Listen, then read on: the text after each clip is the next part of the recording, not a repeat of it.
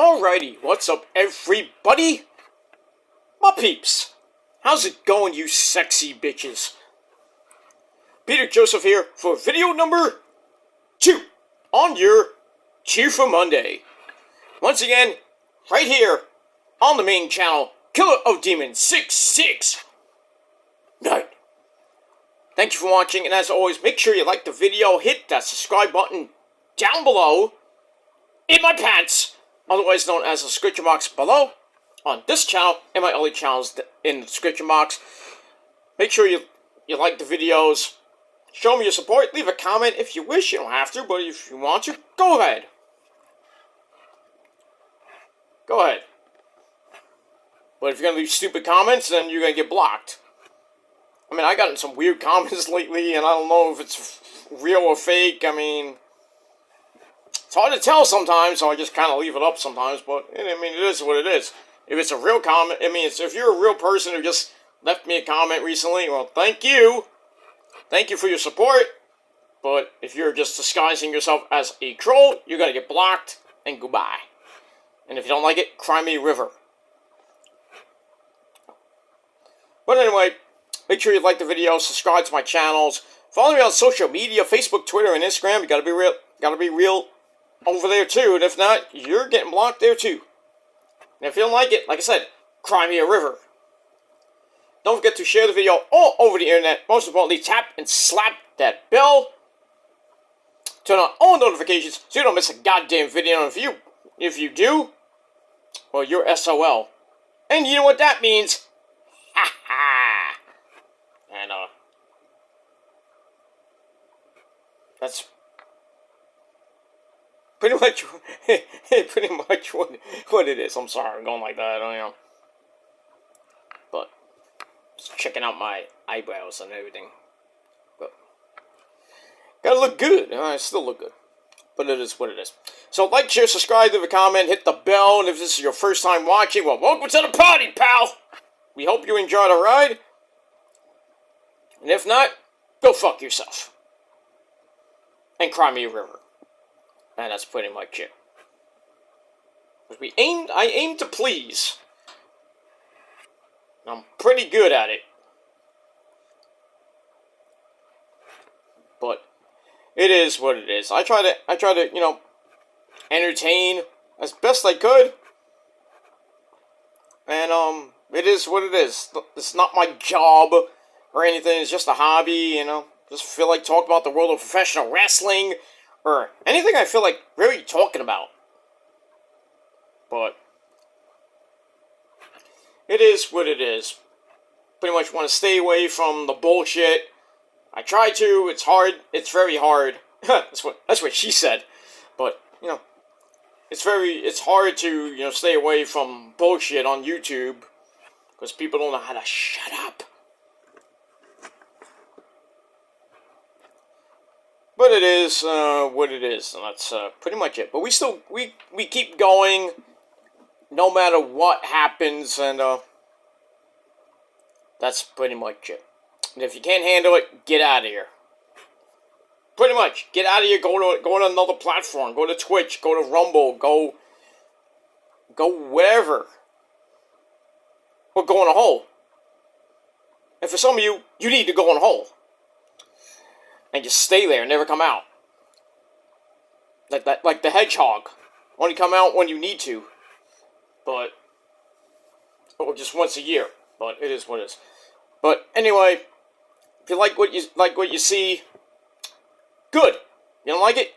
Get out of here. Go fuck yourself. And that's that. Alright, ladies and gentlemen, video number 2 on your late. We're getting not almost close to late night. Well, late night. Monday night video, November the 27th, 2023. Or if you're watching this tomorrow, or, well, whenever. It is now November the 28th, 2023. We got a couple more days of November. And then this Friday, we start the greatest month in the world with the greatest days in the world. That is December. And we're pretty much on the countdown clock now. The Ozzy Osbourne's 75th birthday. Gotta love Ozzy, man. You gotta love Ozzy. Man, he should be in the Hall of Fame by himself, but I don't know why he isn't. Surprised. I'm still surprised he's not in the Hall of Fame as a solo artist. Kind of head scratcher there. But hopefully he'll get in next year. I mean, Blizzard of Oz is like 40 years old anyway, so he should go in. Hopefully first ballot. Easy. But, I mean, we'll see. You know how I feel about the Shammies and the Rock and Roll Hall of Shame. Because that's what it is. It's shame.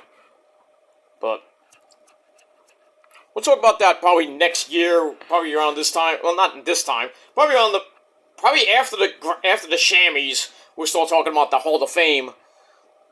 And the inductees into the 2024 class of the Rock and Roll Hall of Shame. But we'll see what happens with that. Ozzy's on the ballot. I'm voting for him. You know I'm voting for him because he's my dad. But it is what it is. Well, we got that birthday. We got Maria Brink of the mighty In This Moment, who kicked some ass tonight. Holy shit! In New York City, they kicked ass. But that's all I gotta say about that. We move on with that. And yeah, I did go to the concert. But you might have saw that video earlier when Raw was on. But I taped that in advance. But it is what it is. I still went. You don't believe me? I did go. I mean, I took a little bit of some pictures, but they didn't come out very good, so what are you gonna do? What are you gonna do? But I did go, and I'm not showing the ticket, so fuck you. But I digress. But yeah, Maria Brink and the mighty Chris Howarth of In This Moment's birthday's coming up pretty damn soon. Pretty much a week before mine, and we all know when mine is. The greatest day in the world, pretty much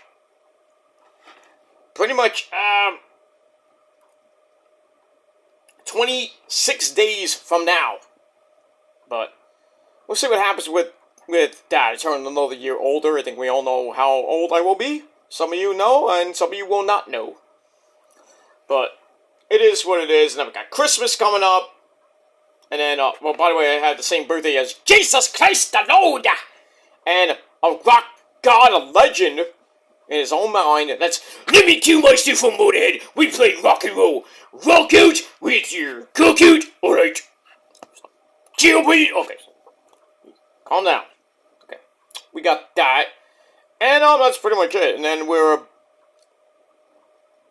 are just about 33 days, almost a month away from the end of the year. So, as of this video, we are now under 5 weeks away officially. 34 days. We're 34 days till the start of 2024. So we got that. So, in about a little under 5 weeks, we start a new year, my friends. Hopefully it'll be a fresh start for some of you. Some of you had a good year. Continue that into 2024. And some of you had a really, really, really shitty year and you want to start fresh. And hopefully you don't have another bad year, but we'll see what happens with that. But a new year and new beginnings and new stuff will begin January the 1st, 2024. So, got a lot of good stuff coming your way. We got NXT Deadline coming up next Saturday, December the 9th.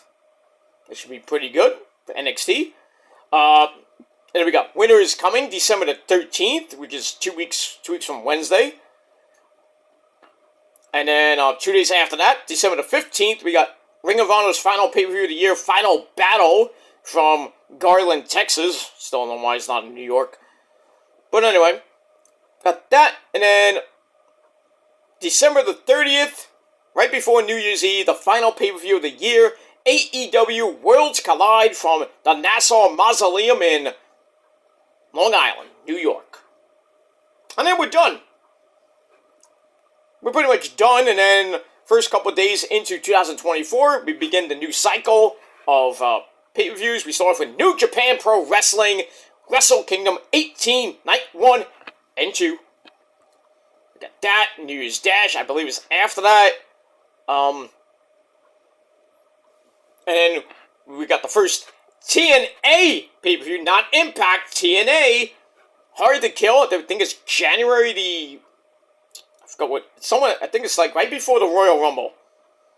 I think it's the 20th, not the 20th, I think it's like the 18th of January. Then the week after that is the Royal Rumble from Tropicana Field in Tampa Bay, Florida. Or St. Petersburg, Tampa Bay, basically.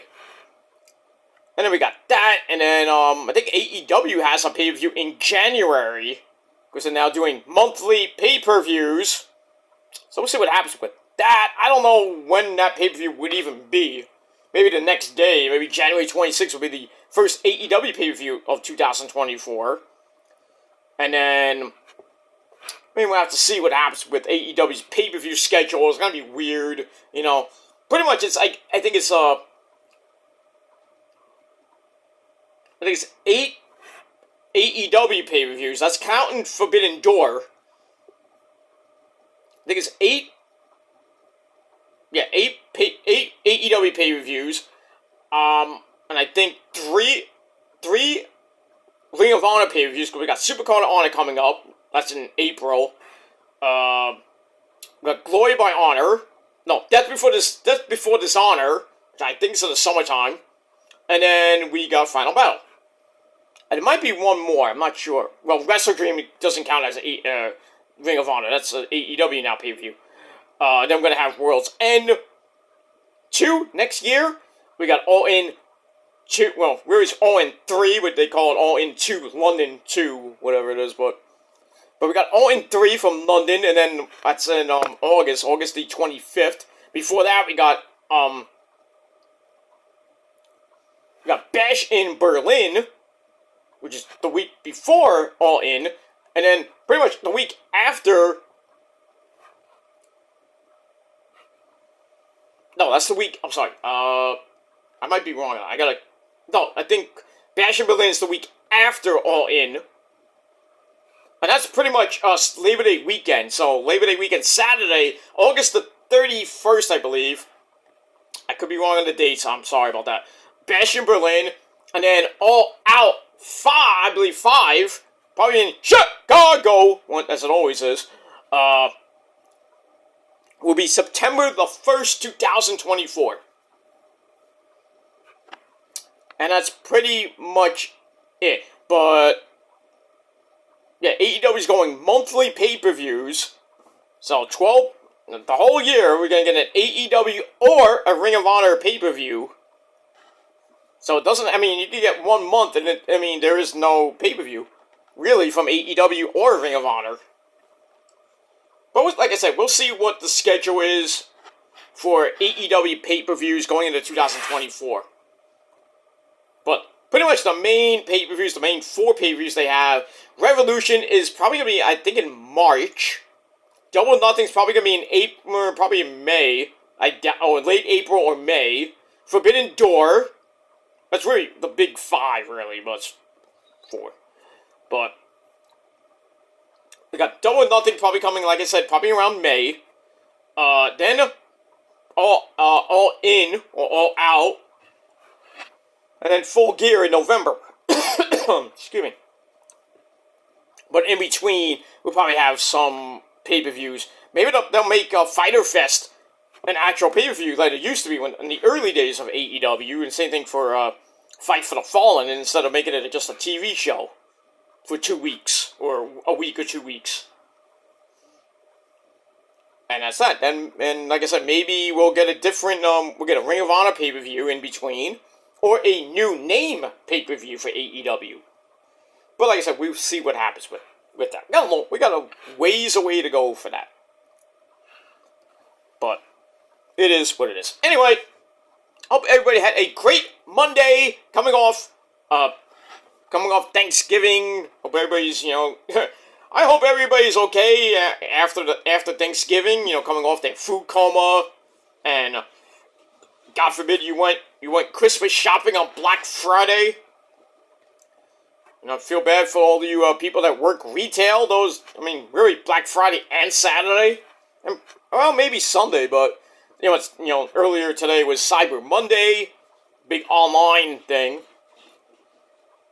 And so pretty much the main brunt, the main brunt of the holiday shopping season pretty much over. So it settles down a little bit. So probably after this week and most of next week, then the Christmas holiday season, shopping season will kick in. Because there are going to be a lot of people going to the stores like a week before Christmas. So the stores are going to be packed pretty much from now until Christmas. So try to get there early. Get there as early as you can so you can beat the rush. You don't have to do it the last fucking week or the last minute. I mean, the stores will be open on Christmas Eve, but why would you even go on Christmas Eve to get a last minute gift? Even on Christmas, why? Makes no sense to me. I mean, food-wise, yeah, you should have got it early, because maybe you may not get some of it, but I'm talking about gift-wise, if you go to, like, Best Buy, or you go to Macy's, or you go whatever, you may not get what you actually want, because some of the stuff might be sold out. But that's why you go early, or you do it online, to make it quicker, and I would do the online shopping like now, because if you do it like about either next week or the following week, you may not get it for Christmas. So you're probably going to get it after Christmas. And it is what it is. Then, as we go into the new year, we got the Christmas clearance sales and all that shit. Then the New Year's sales right after the New Year. So all the returns and everything, it's going to be a mess. And I know how you feel, because I done it a few years ago. I done it, and it's not fun. Especially the 75% off stuff. People buying like 6,000 things on clearance, which is a pain in the ass if you're a cashier. And I know about that. It sucks. It's bad enough. It's like, oh, I want it. No, I don't want that now. No. And I'm like, oh, come on, dude. Make up your mind. I'm on the register. I got a whole bunch of people, back of you. I can't call the manager every 5 seconds. Hey, can you give me a void? Come on. Get your shit and get out of here. Let me finish my shift so I can go home and go to sleep. But fortunately, I don't do retail anymore. I do music now, so I'm happy with that. Got my own schedule. I'm happy. I'm pretty much happy. I'm pretty much. I still gotta work here and there, in the studio, doing some sessions and stuff like that. But pretty much, I got a light schedule going into next year. So, but as we hit the new year, then it's gonna get a little bit hectic. But we still should see what happens with all that. But enjoy the next 30 some odd days of 2023, and then if you blink, you're gonna miss it, and 2024 will begin. So just take each day as it comes, ladies and gentlemen. Take it, like Andrade would say, take it easy. Take it easy. Be safe, be well, and a couple weeks we'll be feasting on Christmas. Whatever we're gonna eat on Christmas. Open up presents and all that good stuff. And we will be watching some football on Christmas Eve, day and night. And on Christmas night, the Niners play. That's gonna be great, man. That's gonna be freaking good. Niners and the Ravens. Oh, me and Otaku gonna go to war on Christmas, but in a friendly way. Friendly competition with me and Mr. Otaku, who's back, by the way. Welcome back, Otaku. From his little, I don't know what it was, hiatus, took some time off. Whatever it may be, but the man is back. That's pretty much it. Alright. Enough about that. Blue funky. Let's get to the video at hand. On video number 2, check out my AEW Rampage and Collision reviews I did earlier today. on this channel, so link will be down below in the description box. Sometimes I don't put it in, so if I don't put it in, just go with it. Just check out my channels, go get the latest video, and it's right there for you. So simple, a douchebag like yourself can do that. And if you can't do that, then you need help. But I digress. Alright, on video number 2, on your late Monday night, it is time for your late Monday night Raw review for November the 27th, 2023. Probably one of the most anticipated Raws of the year. I think we all know why. Two returns. I wonder what I really want to know what the ratings are tomorrow. We're gonna find out tomorrow with a certain guy named Randy Orton, and it's not this voice, and a schmuck CM Punk. See how much Phil gets the ratings. How much Phil bumps up the ratings. People saying he's gonna get 3 million. Pfft. Yeah, right.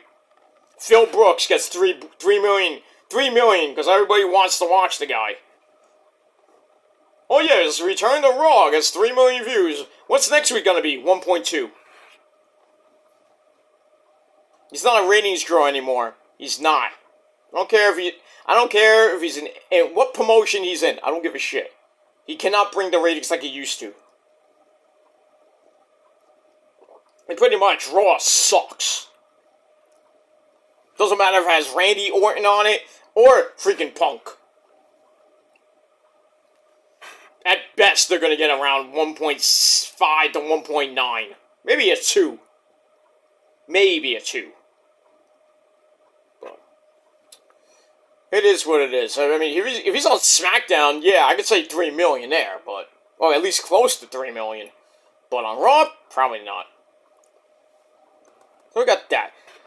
Alright, so Raw, like I said, the big returns of Randy Orton, coming back after a year and a half with his double back surgery, fusion surgery, and Phil Brooks, CM Punk, coming back after almost 10 years.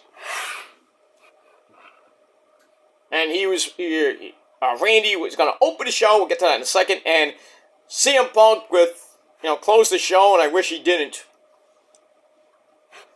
I wish he didn't, because that promo, and we're going to get to that, was horrible. Waste of pretty much 8 minutes. And that's with his entrance would have been, because I think he came out like a 10:52. And then he went maybe a tad over 11 o'clock. So that was about 8, maybe close to 10 minutes. But still, he comes out and cuts that promo. Oh yeah, he mentions AJ Lee. Everybody's like, oh, AJ Lee!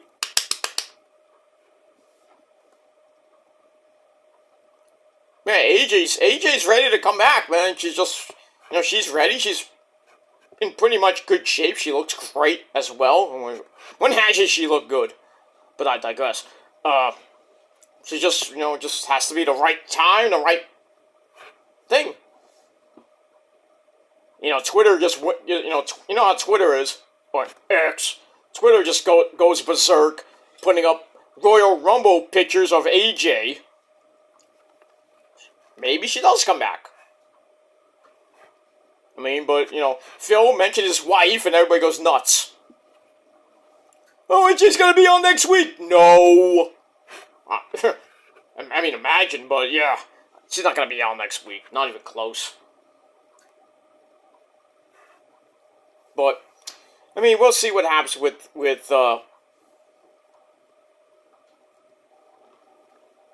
that. But, pretty much, it was, Raw was... solid, but not as solid as I thought was going to be. But we move on. Alright, so we are emanating from the Bridgestone Arena in Nashville, Tennessee. Yep! That's, TNA country. Well, pretty much, kind of home base, was home base. I don't know if it's still home base for TNA. They go there once in a while. And speaking of TNA... we had a certain somebody backstage tonight, and that person is Dixie Carter, honey. I wonder what she was doing there. Maybe, well, Nick Aldis was backstage too, so maybe just, having good old times with Magnus. Nick Aldis. Maybe seeing some friends. I don't know. I don't know. I mean, Dixie's kind of like been in and out the wrestling realm. I mean, the last time we actually saw her was on an NWA pay-per-view. I think it was a pay-per-view. Was it a pay-per-view? I think it was a pay-per-view or on Power. That she did a video praising Ethan Carter III, EC3, her son, nephew, whatever it is. Going up against Jesse Goddard when I think he was like an authority figure or some shit.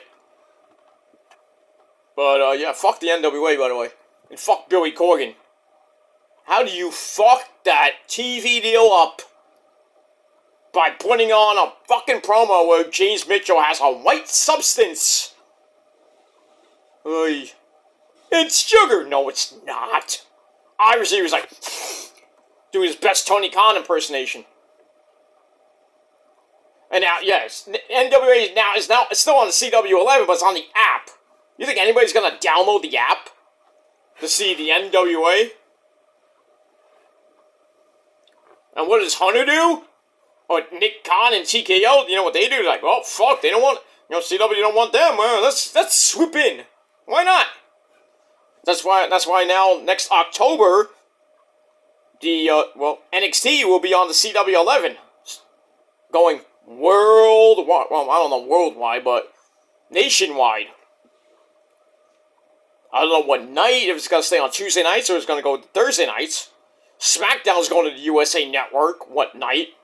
Friday night or back to Thursdays.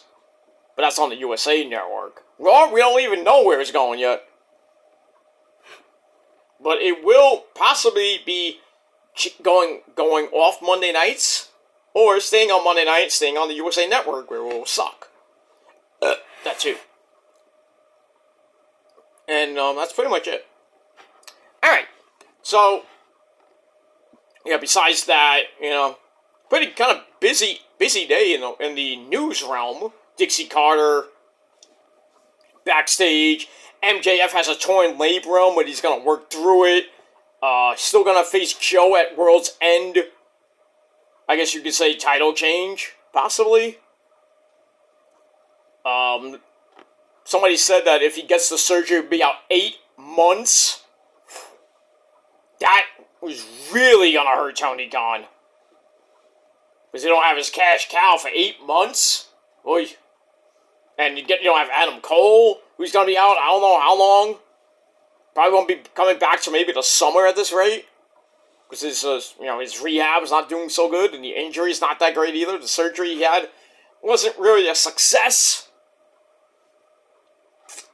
Man, AEW is getting,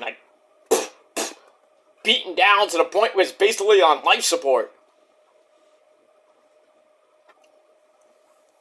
And it's all Tony Khan's fault. He would have just, he didn't have to really fire CM Punk. He was, I fear for my life, so I had to fire him. You could have just suspended the guy, 90-day suspension or some shit. Even a 60-day suspension. You should have suspended Punk. And then, while he's suspended, you have talks with him. Maybe he goes to some counseling. Rights his fucking head. And then you don't have to worry about him going to WWE. And now your company's basically... I don't know, man. You look like a fucking ass. Tony, God, man. You're a fucking ass. Now, who do you have to blame besides Jungle Boy? Yourself.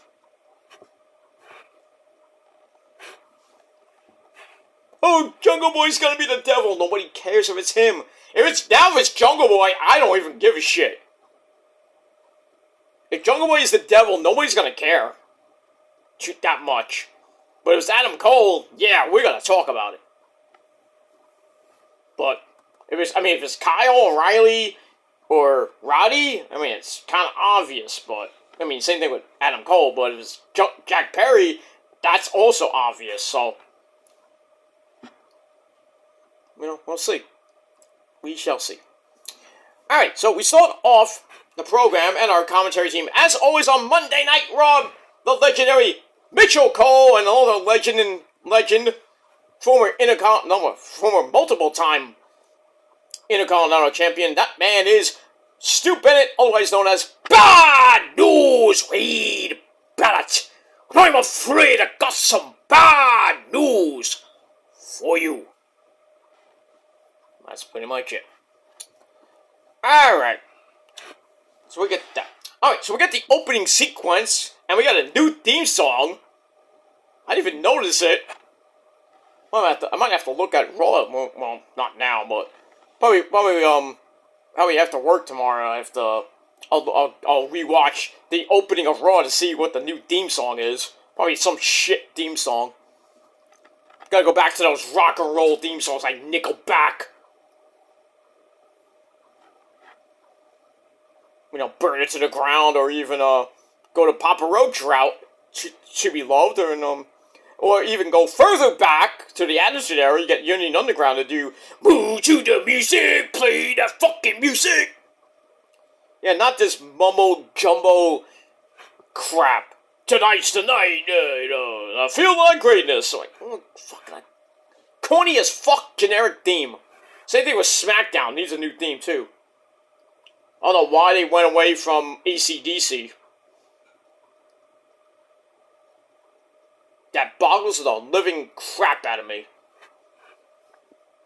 Not that it was a great theme per se. I mean, the greatest theme on SmackDown is, and it will always be, "The Beautiful People" by Mr. Marilyn Manson, or if you want to be, it's kind of tied with "Know Your Enemy" by Green Day.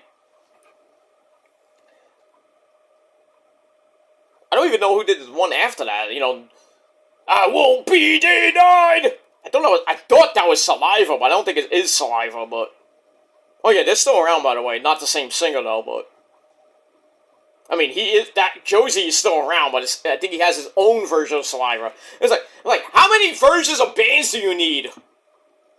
Jesus Christ, we have 2 versions of Saliva, 2 versions of Queensryche, we have 2 versions of Judas Priest. Can't we all just get along and bring back the band members and shit? Everybody has to have their new, there's 2 versions of Skid Row. I prefer the old version with Sebastian Bach. Not so much the new version, but I just can't get into the new versions because, I'm old school, and we all know old school is cool. So, I love the original Judas Priest with Halford, Glenn Tipton, KK Downing, and everything. No offense to the Falcon, Richie Faulkner, but and Tim Ripper Owens, who used to be in Judas Priest, now he's the lead singer of KK Downing's version of Judas Priest. You look at Queensryche, you got what's his name? I can't think of his fucking name.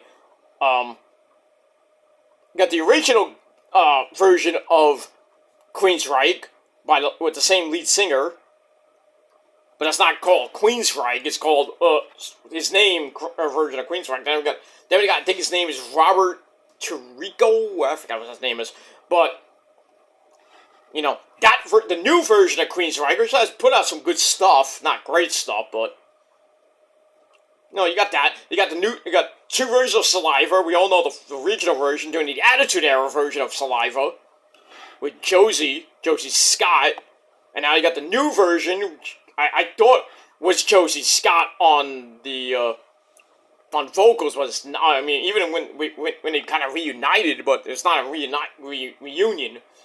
Sounds like the same guy, but it's not. Supposedly. And then you got Skid Row. I'm old school. I love Sebastian Bach. But the new version, not even the same members, really. Maybe just, I think one of the guitarists is the same, Snake, I think. But I just can't get into the new bands that come that are just like remnant or even, the same band, and then they just branch off. It's like, oh, we're gonna call ourselves Judas Priest. It's not the same Judas Priest though. Even if it's with Tim Ripper Owens. But they're not doing I don't even think they're doing classic Judas Priest songs, because even though some of the songs KK wrote, but I don't know how that works. I think mostly they're doing Calculator and Dehumanizer. I think the Tim Ripper Owens albums with Burn in Hell, that one, and then they got new stuff out. But I don't know if they do break out any of the old Judas Priest stuff. I mean, I haven't seen them, so I don't know. But I have to check that. I'll YouTube it later. Not later, but tomorrow probably. I'll do some research, during the week. But anyway, all right. Enough about the music stuff. But yeah, we got a new Raw theme that I don't even know what it is. I don't even give two shits. So after that, we get a recap of War Games, what happened, Randy comes back, a shocking CM Punk return. I still think it's stupid, but it is what it is. By the way, watch that video on my Peter Joseph channel, still climbing up the charts. Slowly, but, it was red hot 2 days ago. Almost 2 days ago.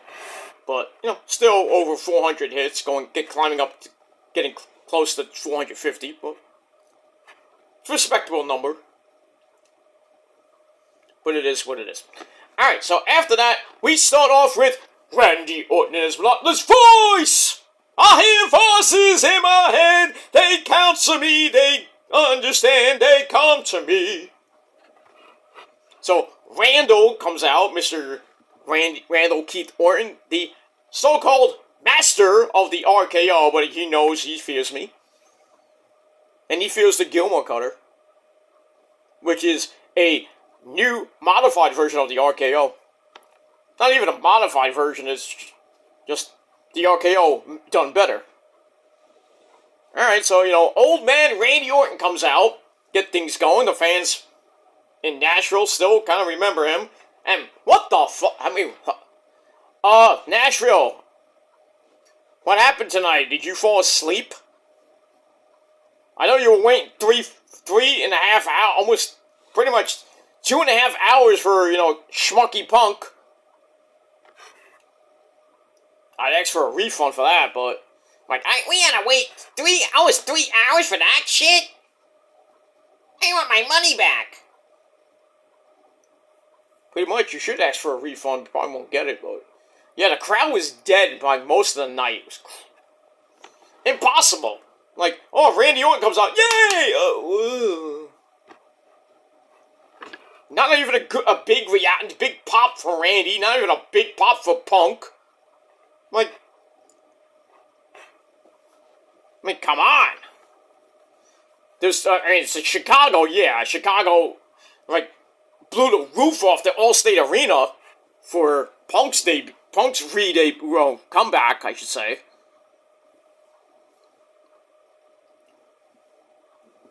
This Friday they're gonna be in Brooklyn, and you know how New York fans are! Especially in Brooklyn. You know how we get, my friends, if you've been at the Barclays Center. Or pretty much, mainly the Barclays Center. No other arenas in Brooklyn, really. Unless you go to an indie show. But even the indie crowds are freaking obnoxious assholes sometimes. But, we'll tell you if you suck. In Brooklyn. Or in New York, too. The New York-based area, basically, New York City area, is a hotbed for indie wrestling, and the wrestling fan base in general in New York is just amazing. New York City, really. Not so much Albany, not that much Buffalo. Or even Poughkeepsie. Uniondale, Long Island can get a little rowdy at times. Even Arthur Ashe Hall Stadium you know, when AEW does Grand Slam, you know, the fans can get, you know, rowdy and it's like the Twilight Zone at times. But mainly at Madison Square Garden and the Barclays Center and the Hammerstein too. Don't forget the Hammerstein. The crowd is just electric all night. Unless there's like a cool down match and they're like, oh, we're gonna go to the bar, we're gonna get drunk, and come like, oh, shit. But New York crowds, probably, I will say this to the day I die. New York City crowds in general, would be in New York City or in Brooklyn. Probably one of the best fucking crowds in wrestling. I don't care if you're from Philly. Philly sucks New York's dick. And that's a fact. Because Philly's always New York's bitch. In any sport. Football, hockey, basketball, probably badminton, bowling, who knows. But yeah, Philly sucks dick and they know it. You know, LA is pretty good, a good crowd. Sometimes they're silent. Sometimes I don't know why. Chicago, I think is the number 2 city in America. New York is always going to be number 1. Chicago probably in number 2. LA number 3, and maybe the Orlando, Florida area could be in the top 5 at least. But if you go worldwide, you know, you got, you know, Canada. When you go to Montreal, they could be, you know, obnoxious. Toronto, Ontario, and then you go further west, like, Vancouver, a little bit of Vancouver. Calgary, Alberta, Canada, you know, a good city. Crowds are, you know, not as energetic, but still. Winnipeg, Manitoba, Canada. Edmonton, Alberta, Canada. Even Saskatoon. Not that there are great crowds in Saskatoon. Yeah, but Canada has a good fan base. Not energetic like New York. But they don't even hold a candle to like somewhere like San Juan, Puerto Rico. Puerto Rico, oh man. Backlash itself showed me and a whole bunch of other people that worldwide. Oh, London? Haha! Kiss San Juan, Puerto Rico's ass. Because worldwide, I'm telling you right now, San Juan, Puerto Rico is number 1. Worldwide. Worldwide, not nationwide, not America. Like I said, America, New York is the hotbed for wrestling fans. It is, and always will be. But worldwide, San Juan, Puerto Rico probably in general, then London, then Canada. I mean, we'll have to see what happens with Australia in February with the Elimination Chamber. And Saudi Arabia, not a great crowd. Not that great. I don't think that, you know, they can get that energetic. Like you get a humongous pop like you hear in New York City. Or Chicago. Or San Juan, Puerto Rico. But, I mean, so we're gonna eventually get that. We're gonna get Germany. I think they'll put on a great show in August. I think the crowd will be pretty energetic. France for Backlash. I'd love to see how the French crowd goes in Paris. Well, not Paris per se. It's around the area. Lyon, France, basically. Which is like a suburb of Paris. So we're going to see the international crowd, how it gets. And we all know Japan has to be number... It's hard to put San Juan, London, and Japan in like a top 3, what order that could be in. This is my opinion. San Juan, Puerto Rico. Japan, number 2. Slightly at number 2. And then London. Pretty much, I mean, San Juan and really Japan should be number 1, as we all know. Japan, number 1, Ichiban, forever. So maybe I might switch that. Japan, San Juan, Puerto Rico, San Juan, doesn't matter what area of San Juan. Well, not San Juan, sorry, Puerto Rico. So, Japan, Puerto Rico, London, and then who knows what else would be number 4 and number 5 in the top 5 worldwide, wrestling fan bases. They can put India there, but we don't care that much about India crowds, but Saudi Arabia, no offense to the crowd in Saudi Arabia, but, I mean, can you pick it up a little bit? You getting tired? I'm tired, I need to feed my cow. I have to go get my squishy, I have to go to my job tomorrow, get the squishy bun. And that's not being racist, I'm just being funny. But it is what it is, but like, this is my show. I can do whatever the fuck I want. You don't like it, get the fuck off. And go in a hole. Well, pretty much go in a hole. But I love the Japan crowd. I love the culture. I want to visit there one day if I had the money. If I win the lottery, I'm going to Japan. Fuck, I would go to Italy, but if I had enough money left, I would go to Italy. I might take a go to Japan. Then, kind of go this way. Go west. Go from New York to Japan. Well, maybe I go east. You can go east or west, whatever, don't matter. Make it easier for myself. Go east. Go to London for a little bit. Then go to Japan. And first of all, go to San Juan, Puerto Rico. Maybe see the Demon Diva for a little while. Go around the island just to observe. Just to, vacation-wise, not, anything else. But I go to San Juan, maybe go to a wrestling event, WWC or whatever is down there, maybe, if they're running on a weekend and whatever. Go to San Juan, then go to London for a little while. Make a pit stop in Italy to get some good Italian food. Not for my cousin Tony D'Angelo, but maybe you can put a word in, maybe, right? Right, cuz? Right? Yeah, okay. Hey, by the way, cuz, how you doing? Hi. My paisan, my legit motherfucking cousin, Tony D'Angelo. Get you a chicken palm hero, you know how much? $2! 2! That's how great he is. I'm not kidding, he is legit my cousin. It's my paisan. I make him an offer, can't refuse. But yeah, go to San Juan, make a trip to London, pit stop in Italy, then go right to Japan. And maybe, just maybe, I'll go down to the New Japan Dojo in Tokyo. Maybe go to Tokyo. Just hang out in Tokyo for a little bit. Maybe go down to the Tokyo Dome.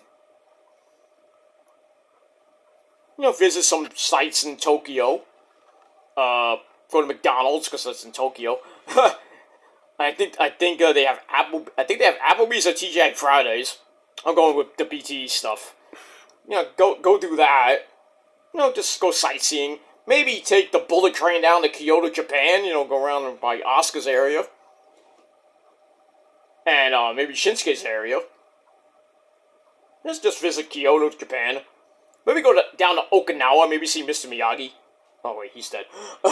But go around the Okinawa area. Go around, just kind of visit. Maybe not in one day, but maybe take a couple of days. Go to Tokyo. Go down to Okinawa. Go down to Kyoto. Kind of maybe find a New Japan dojo. Go in there, just take pictures and just hang out. Maybe see a Stardom show. Who knows? Maybe see Miyu Yamashita or Mina Shirakawa. She's hot. I love to go to a Stardom show in Japan. just to look at the chicks. I mean, wouldn't even need to do anything else and going to Japan. Just hot fucking Asian women.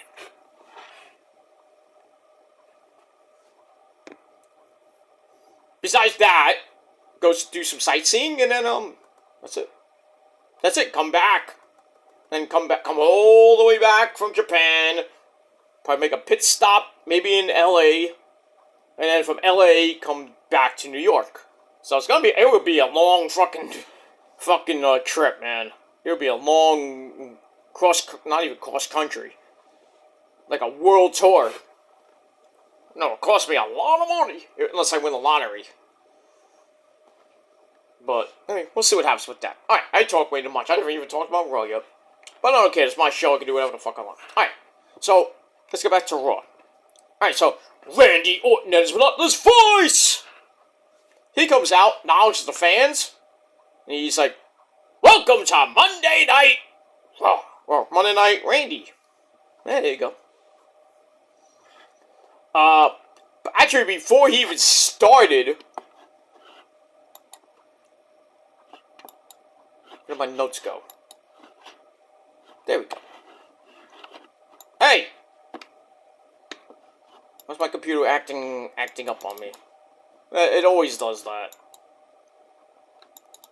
Come on, stop fucking around. There we go. Anyway. So, Randy gets in the ring, and he goes up the turnbuckle, and he does the pose. He stopped for a minute, and I think he looked at the cameraman, and I don't know what happened. He was, taking a long time to do the pose. Maybe he's just, teasing us a little bit. And he just stops for a while, and he's like, okay, now I'm going to do the pose. Maybe it's his back. Maybe his back was hurting. I don't know. Because he came off a really grueling match Saturday. Where he still has a little bit of lingering effects from his back surgery. So he does the pose, then he goes up to the other turnbuckle, does the pose right away. So I thought that was kind of weird.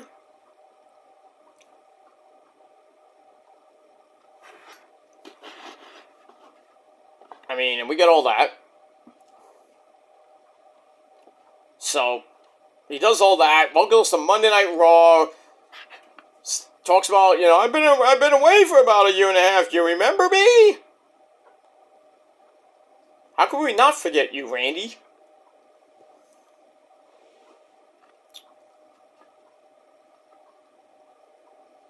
So,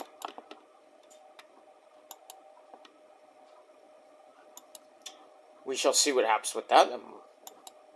Why did my notes just disappear?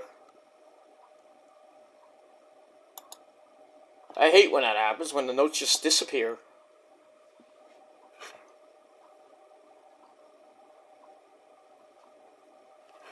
Alright, there we go. Sometimes the computer crashes. What do you want me to do? Alright, we're back. Alright, so Randy comes out, acknowledges the fans that miss him, talks about how he got into War Games because of his, friendship with Cody! Yeah, MDK Cody! You suck. Talks about the American Dream, baby. Dusty Rhodes, baby. I invented War Games, baby. I love that bacon, baby. My son, Cody, he still sucks. Well, when was my real son? Yeah.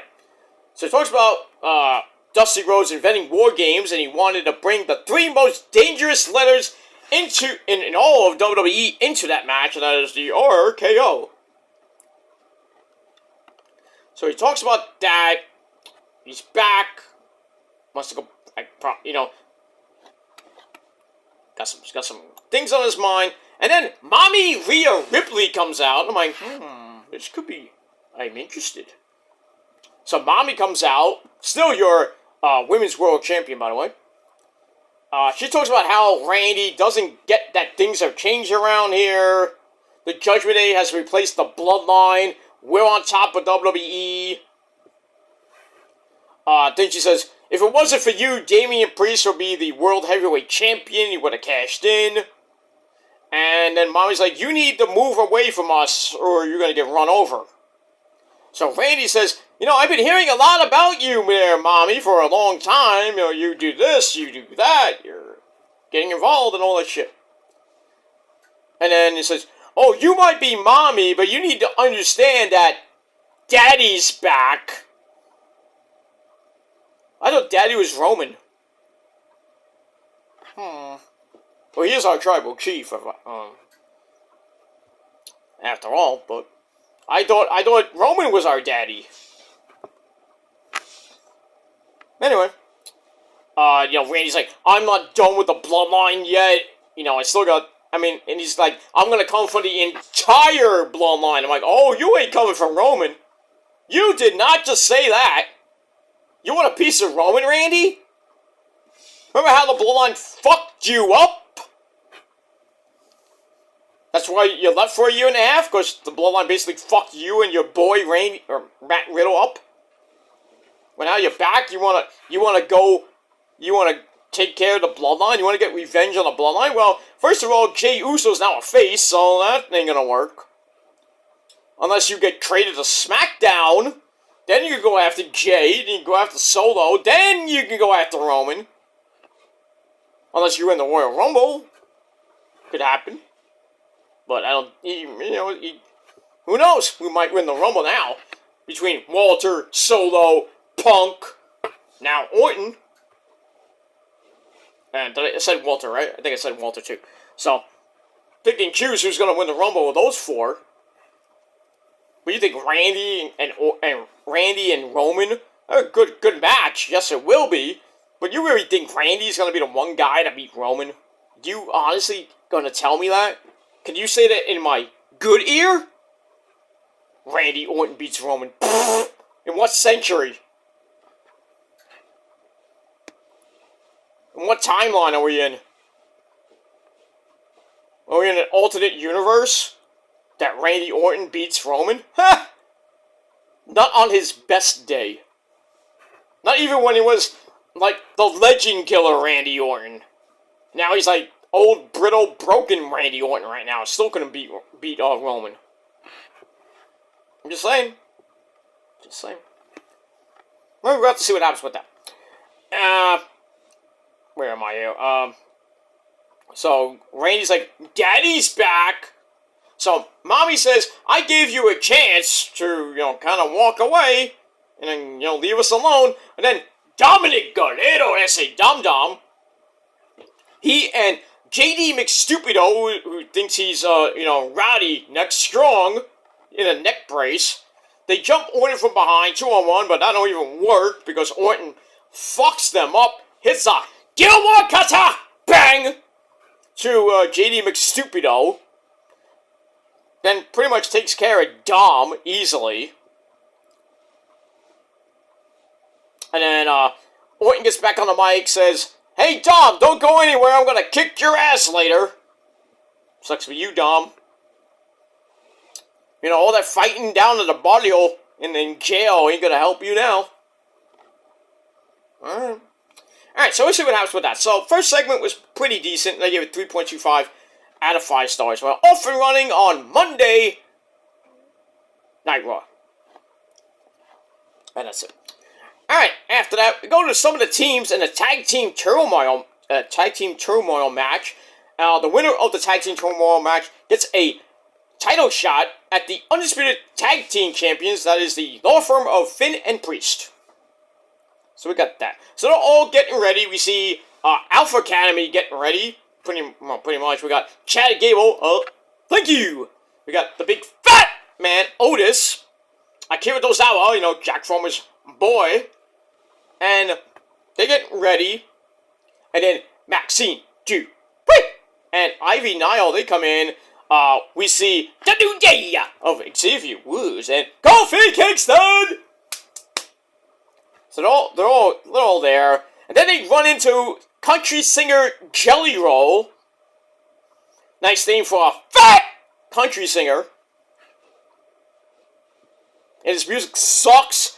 I don't listen to it. I don't listen to country music. I hate country music.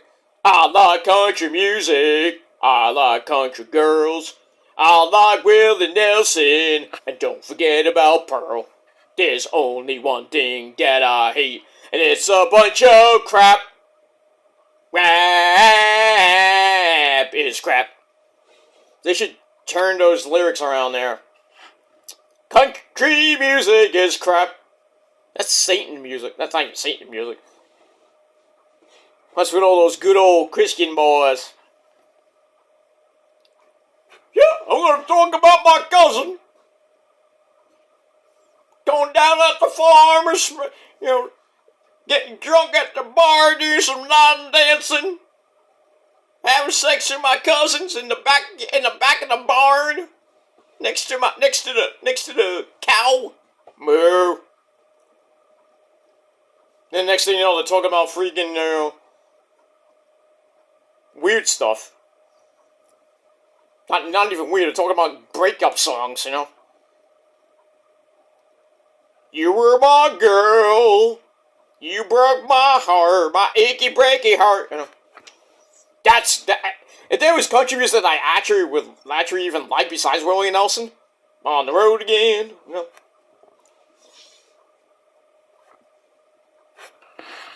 I mean, there's only I don't even like country music. Except, Willie Nelson, just like one goddamn song. And because he not because he smokes weed. How old is Willie Nelson? What is he, like a mummy? He's a mummy right now smoking that weed. Like 80, 90 years old smoking that weed. It keeps him alive! What are you gonna do? But, I mean, Billy Ray Cyrus, Achy Breaky Heart was a big hit back in the day. But now Billy Ray Cyrus, he raised a slut. And that's Miley Cyrus. I came in like a wrecking ball. Okay, yeah, you came in like a wrecking ball. You fucking suck.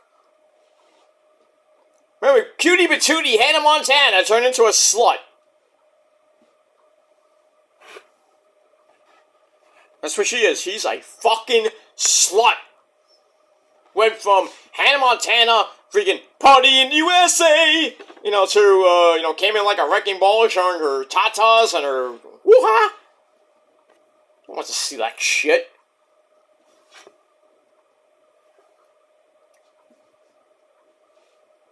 Blech. I mean, even, the crossover country stars like Shania Twain, what's her name, I can't think of her name, LeAnn Rimes. I mean, they were good, and then they kind of fizzle out.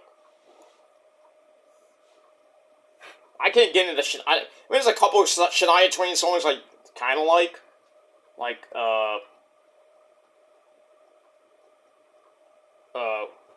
From This Moment, not In This Moment, but From This Moment, it's a good song. What's another song? Man, I Feel Like a Woman. As I title it, Man, I Feel Like I'm Bored. I'm bored. LeAnn Rimes had that Coyote Ugly song, Can't Fight the Moonlight, and some other song that was a big hit for her, but where is she now? Nobody gives a shit. Reba McEntire is boring as fuck. All these, I can't get into country music, I can't. It's boring. And now you have this big fat fuck named Jelly Roll, who's supposedly a big star. Yeah, he's big, alright. So anyway, this fat schmuck does a segment with these guys, and then our nationwide treasure, R-Truth, comes in, and he's like, who are you? Who? He does his best Bailey impersonation, right, Bailey? Who are you again? Ah! What's your name? What's her name? What's her name? I know. So then, he doesn't know who the fuck Joey Roll is. blah, blah, blah. And then, like, everybody leaves, and then Truth's like, Tozawa, do the thing! And tells Tozawa's like, doing his stupid dance. And then it was like, ah!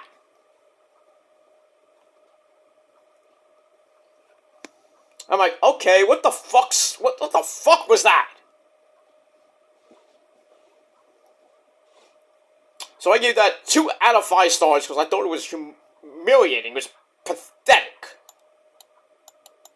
That's a Vince McMahon segment written all over it. I don't know what they see in R-Truth. I mean, he's funny at times, but it's just all he's there for. What's up? You know what's up? You are not. You want to know what's up? You're not. Not you. Jimmy! Little Jimmy! That was when it was funny. Really? Riley! Really? Riley! Jimmy! I liked when it was a heel. Remember when it was a heel for that brief period with the Miz Truth? That was good. Then they got arrested because I beat the fuck out of everybody. And freaking Hunter's like, oh, you sons of bitches! Beat the fuck out of Cena. It was in the Hell in a Cell match. It wasn't a match, but they came in and they broke in the Hell in a Cell, fucked Cena up, and then all the cops come in and they freaking looked like a freaking crime scene. They were like Miz and R-Truth are behind someone on their backs. All like 6,000 cops come in. Hunter's beating the fuck out of both of them. And then which led to, I think it was Miz and who was it? Cena and The Rock, I think it was, against Miz Truth and at Survivor Series, and we don't know how that happened. What happened with that? Which was like prelude to WrestleMania 28. Not 28. It was 29, I think. 28 or 29, I forget which one. Cena and The Rock, but we had that. Anyway, move that. But yeah, I mean, Truth's a national treasure, but kind of, he's 50 somewhat. You think he's young, right? But he's 50 somewhat years old. He hasn't aged one bit. Well, from the TNA days, and the Attitude Era days when it was K-Quick. We're getting rowdy. That was dumb, and then he got fired, and where'd he go? He went to TNA. Went to TNA, became a star. Ron the Truth Killings, he was good in TNA. As a heel and as a face. But not the stupid face we know him now. But it is what it is. Alright, let's get to this tag team turmoil match for a future tag team title shot. So we got Alpha Academy, Otis and Akira Tozawa, of all people, teaming up. They come in at number 1. And then DIY, Johnny Gargano, and the Psycho Killer, Tommaso Ciampa, they're at number 2. So, pretty much a gauntlet match. So, the first part of the match, Gargano comes in, mocks Tozawa's dancing.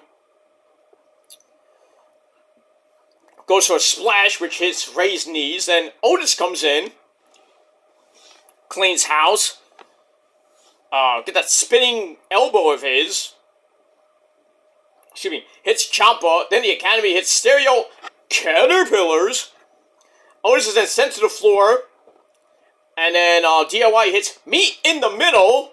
That double BTE trigger. Hits Tozawa. 1, 2, 3 to eliminate them pretty much in 3 minutes. Did I say 3 minutes? Pretty much I did. Alright, so we got that. Alright, team number 3 comes in, and it's Indus Sheer. We haven't seen them in a long time. So, Veer and Sangha, they came with Jinder My Balls, and pretty much came and then went because they got beat with a fluke roll-up, not even a fruit roll-up, a fluke roll-up by Johnny Gargano. Pretty much about 2 minutes later, to eliminate them. Goodbye. Go back to catering there, Veer, Sangha don't come back again. So like I said, they came and went. Came, left their mark, and left. That's that. And then the Creed brothers, Julius and Brutus, they come out at number 4. And we kind of have an NXT TakeOver special.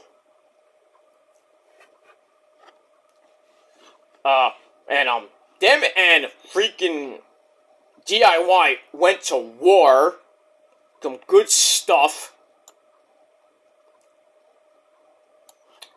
Brutus breaks up meat in the middle, allowing Julius to lift Gargano into a powerbomb from his knees, because he can do that.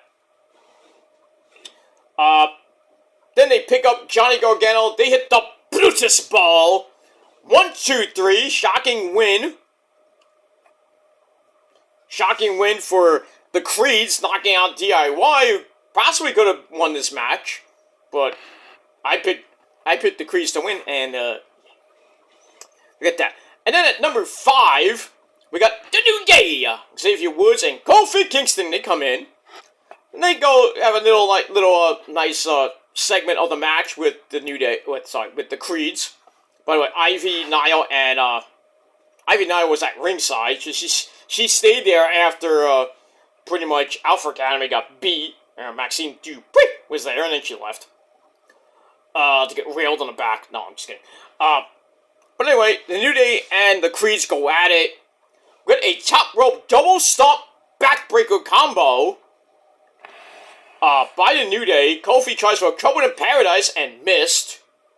Kofi hits a high crossbody on Julius, only to have him roll through for a fallaway slam.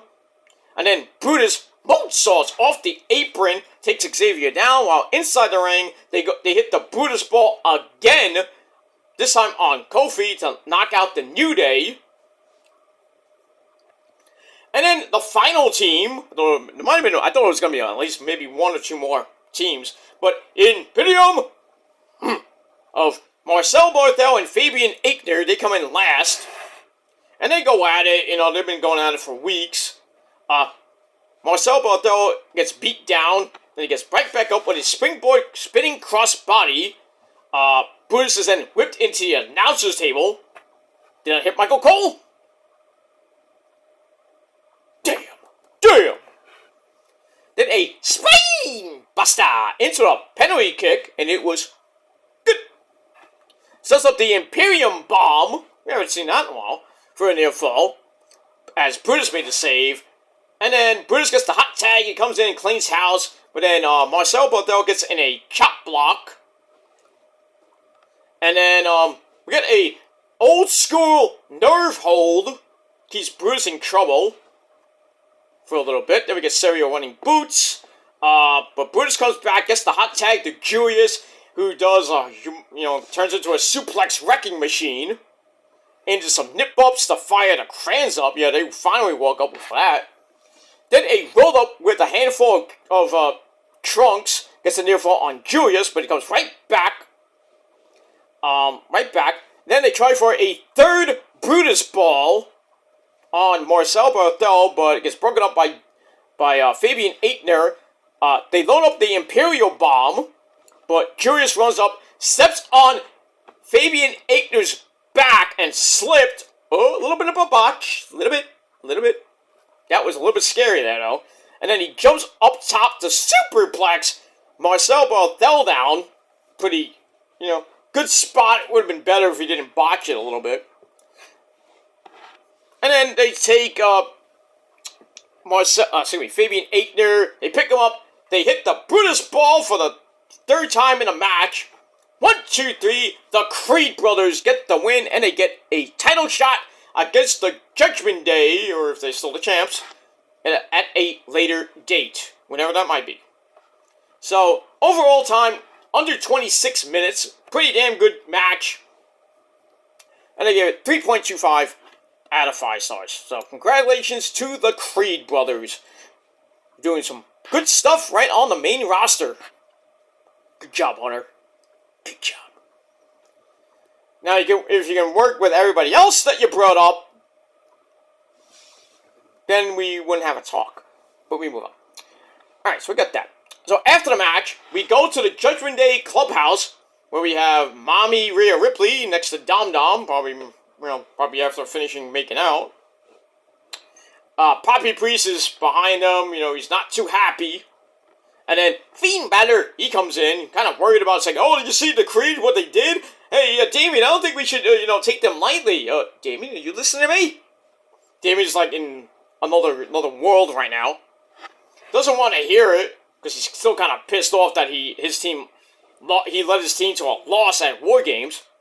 He's like, "Yeah, I know what you're thinking. I cost the team at War Games." But Balor's like, "Hey, Damien, tranquilo. Take it easy. Take it easy." Finn's like, "Oh, you guys don't like me anymore. I let you guys down." And Mommy's like, "We don't hate you. We're family. We lose, we pick ourselves back up. Let's go out there and kick some ass." So, Priest and Balor go to check on JD McStupido. So then Mommy and Dom are like, Mommy has a smirk on her face. Foreshadowing? Possibly. That could possibly be a foreshadowing to maybe Poppy Priest getting Spanish Archer out of the Judgment Day. But who do you replace him with, though? Drew McIntyre? No. Anyway, we move on with that. Alright, so I gave that 2.5 out of 5 stars. Alright, after that, we get... Well, thankfully, he came when a commercial break was on, and really, Raw was supposed to be... The first hour was supposed to be commercial-free. We got 54 minutes of that. What happened to the other 6? 6? What happened to 7? Just kidding. 3, 2, 1. Have a nice day. Thank you. Spaceballs, my friends. Spaceballs. You don't know that reference. You haven't watched Spaceballs. A cult classic. What's your name? Barf. Your full name? Bartholomew. Lone Star. I'm not going to reference every line of that fucking movie. But anyway, just funny to say. Alright, move on. Alright, so then we go to our next segment with Cody! MDKLA Cody! You bitch! He comes out, freaking signs autographs. Randy did the same thing to a little kid, signing his, Randy Orton action figure. I'm like, oh, we're doing that now? Now everybody in the front row wants a fucking autograph. Okay, please the fans, okay. But anyway, so Cody comes out, thanks every member of his team, Seth Rollins, Jey Uso, Sammy, and Randy, for the win. Basically helping him win in his dad's match. So that's one of the stories. So, Cody's telling stories again. You can't finish it! Anyway. So he says, I have another story to tell, and that is the return of CM Punk, which took everyone by surprise. People want to hear what he has to say, but all I'm going to say to Mr. CM Punk is, welcome back. Blah, blah, blah, blah, blah, blah, blah. So he's like, well, with all those taking place, I want to make my own story. Come on, Cody! Stop with the fucking stories! You're not going to finish it! Stop! Get some fucking help! Please! And you're going to use Phil Brooks to go around and finish your story? No, not going to work. Same thing with Randy. Not going to work. You are not facing Roman ever again. Because you already lost once. You want to lose a second time? We can do that. Embarrass you again at WrestleMania. Smashed, stacked, pinned.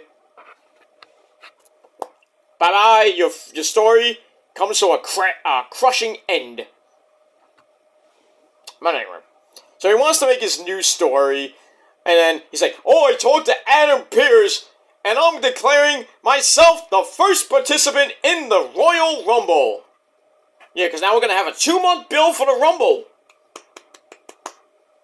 Good! Finally we have something like that. Well, now, can we get a 2-month bill to WrestleMania? We're not going to get that. Well, not so much. 2 months, we're going to get about a month to WrestleMania. Would have been nice if we didn't even have the Elimination Chamber in February, but okay, we got that. Regardless. So, he's like, I'm declaring myself the first participant in the Royal Rumble match. Then the lights go out and has a big spotlight on him, and I was like, what the fuck's going on? Then we see Shinsuke Nakamura doing what he does best, a Japanese style promo. Says, I have been patient with Cody for far too long. So everybody's like, oh, is Cody the one he was waiting for? I think so.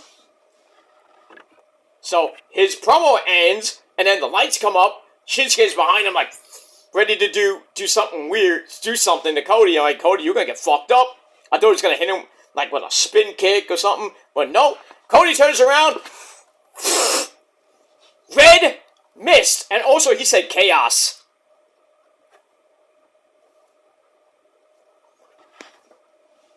I marked out when he said chaos. I'm like, oh, New Japan reference when he was the leader of chaos back in the day.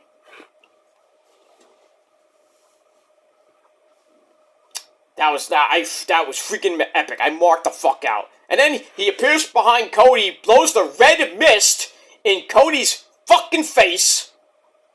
So it looks like we're gonna get Cody versus Shinsuke Nakamura feud. I'm all for that.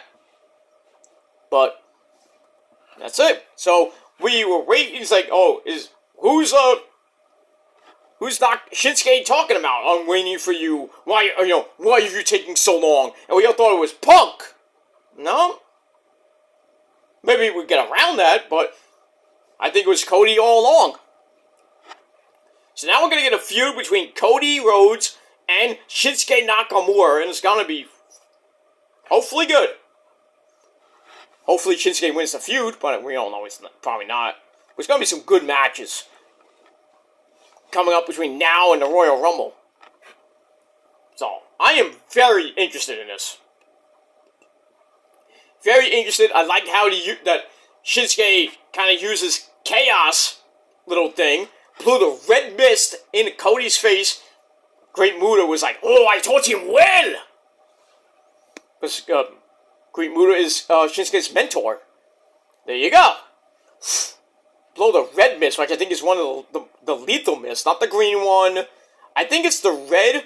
I'm thinking back to WCW times when I think it was Jim Ross or Tony Schiavone were talking about the levels of mist that Great Muta had.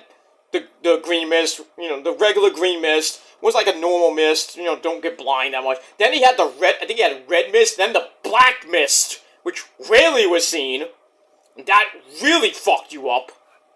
The red mist, not so much.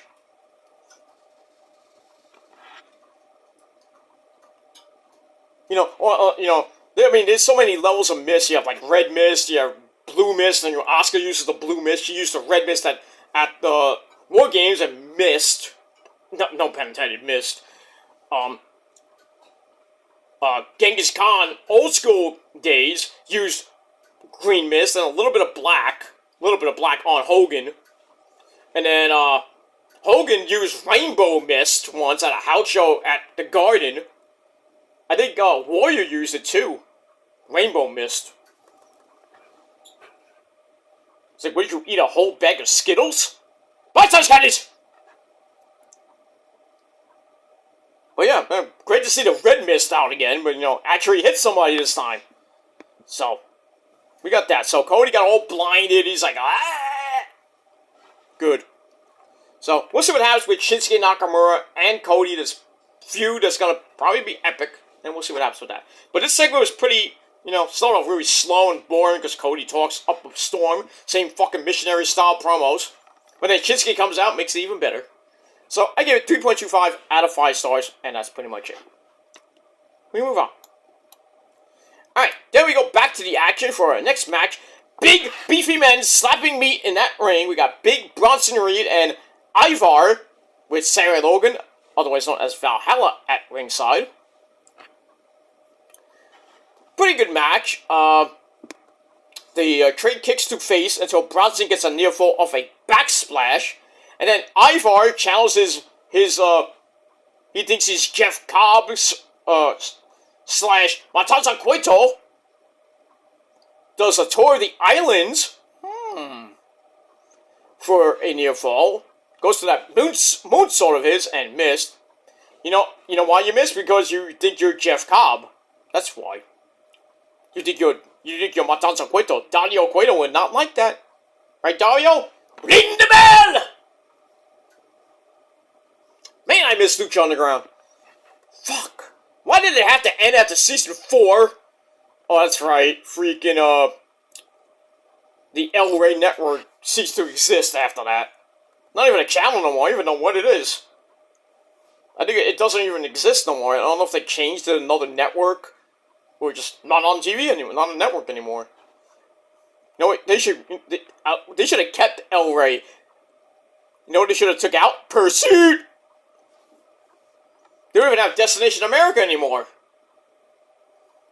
As far as I know. They still have Pop! Yeah, Pop's still around on, the rich man's dish. I don't watch a lot of it, but, when Impact was around, that was the shit. Destination America has some good stuff, and then they failed when they had Ring of Honor on. How do you fuck up Ring of Honor and, well, not so much Lucha Underground, but anyway. But yeah, man, I miss Lucha Underground. But not for the wrestling, I miss it because of Melissa Santos. God damn you, Brian Cage, impregnating her twice. You bastard. Should have been me. But, got 2 gorgeous children. That's all I gotta say about that. Lucky you. And Melissa Santos, how old is she? She's like 30 years old. She looks like she's 20. Damn, she got an amazing body. Woo!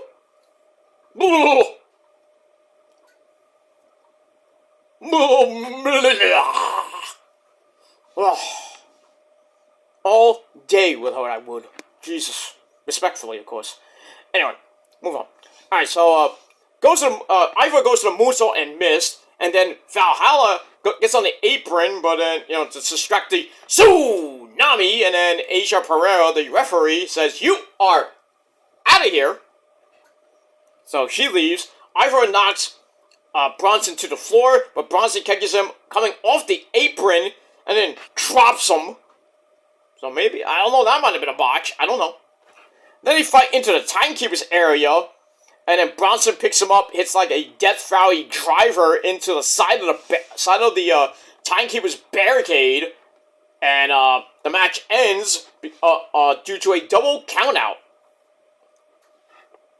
So there you go. It was a pretty decent match. I gave it 3 out of 5 stars. Would have been nice to see a winner, but probably get a rematch next week. You know how WWE is with rematches and shit. We get all that. We move on. So we get that. And then Ivar gets up in a few seconds like he no-sold it. And then he gets hit with a chair shot. Actually, he delivers a chair shot to Bronson Reed in the back. Because, they don't do headshots in WWE. Then they continue to fight through security. And then they finally split up. So there probably will be a rematch next week, or I don't know when. But big, beefy men slapping the crap out of each other. That's pretty much it. Alright, after that, we go to a segment with the ladies. We got Shayna Baszler. This is, I think, early in the day. Shayna Baszler's in the locker room with Zoe Stark, who had a pretty,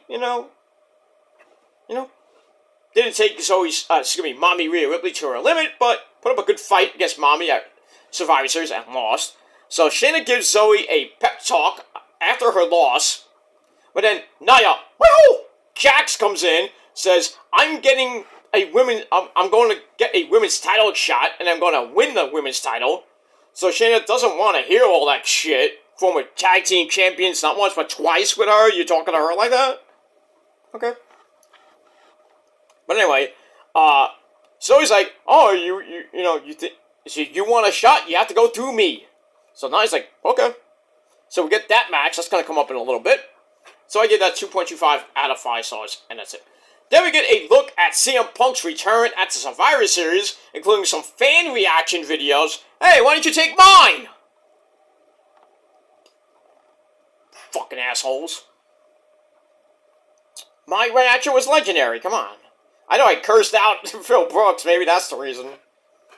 But still, it's legendary.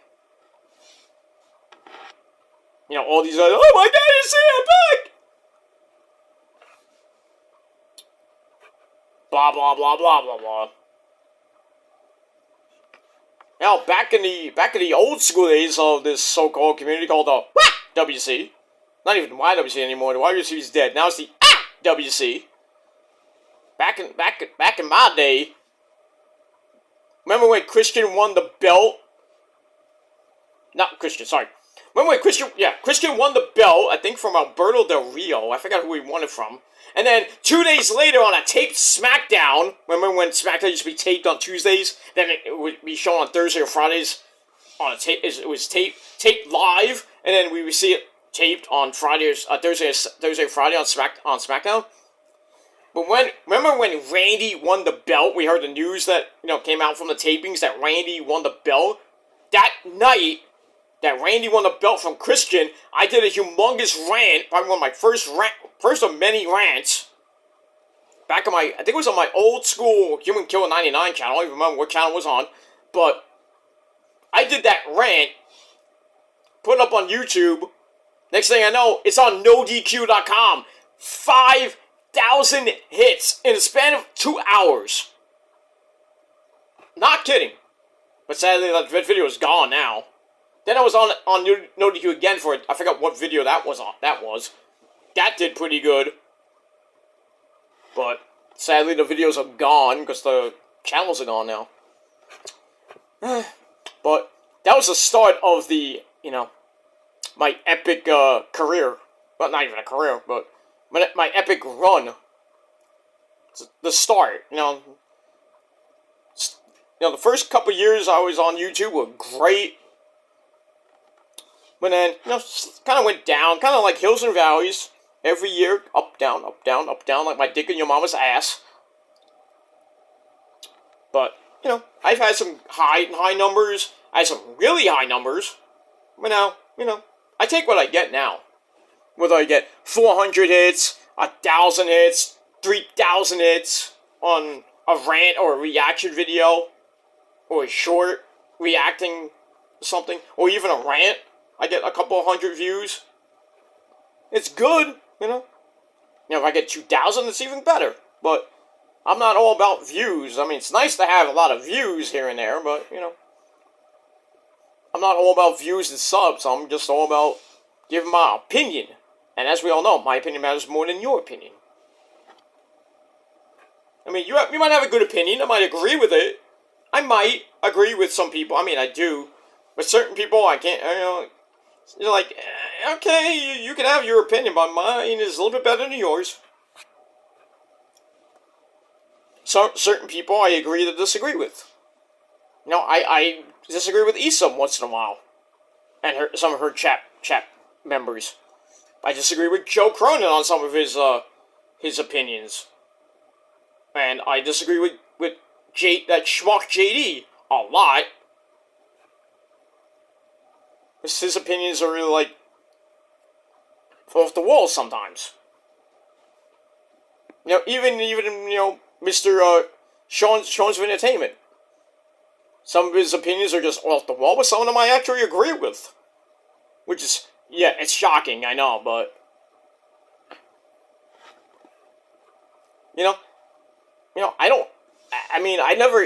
I still don't hate Sean. I never hated him that much. Back in the day, I used to because of the bullshit clickbait he did. But now, I really don't say much to Sean. he does have some good opinions. He does. I'm not gonna lie. He does have some good opinions.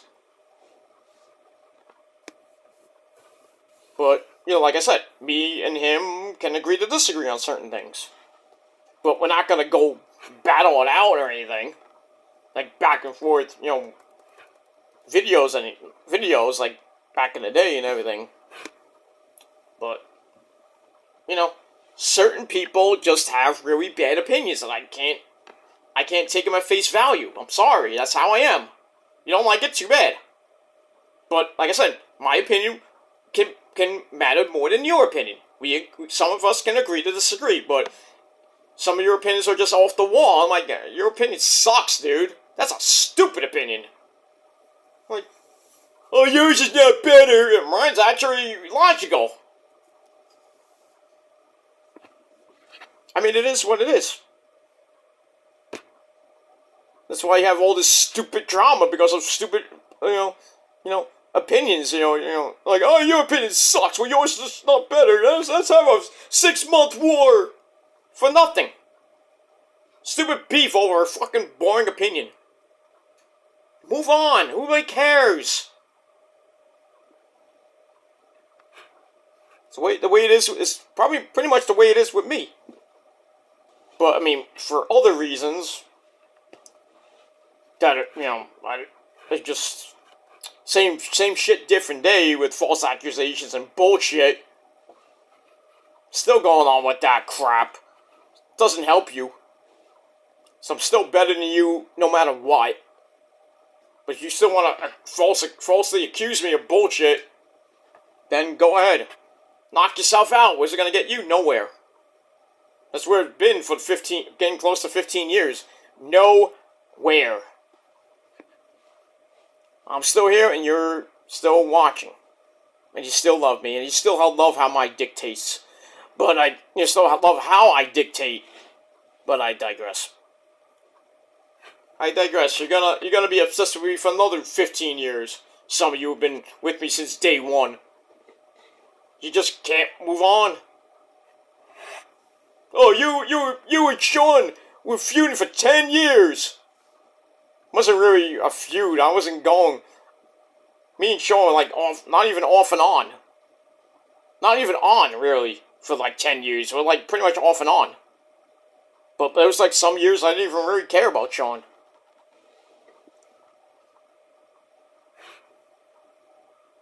But now we kind of like went our separate ways because I felt and I wasn't coerced by, day 25 or anything. I'm sorry to bring him up, but,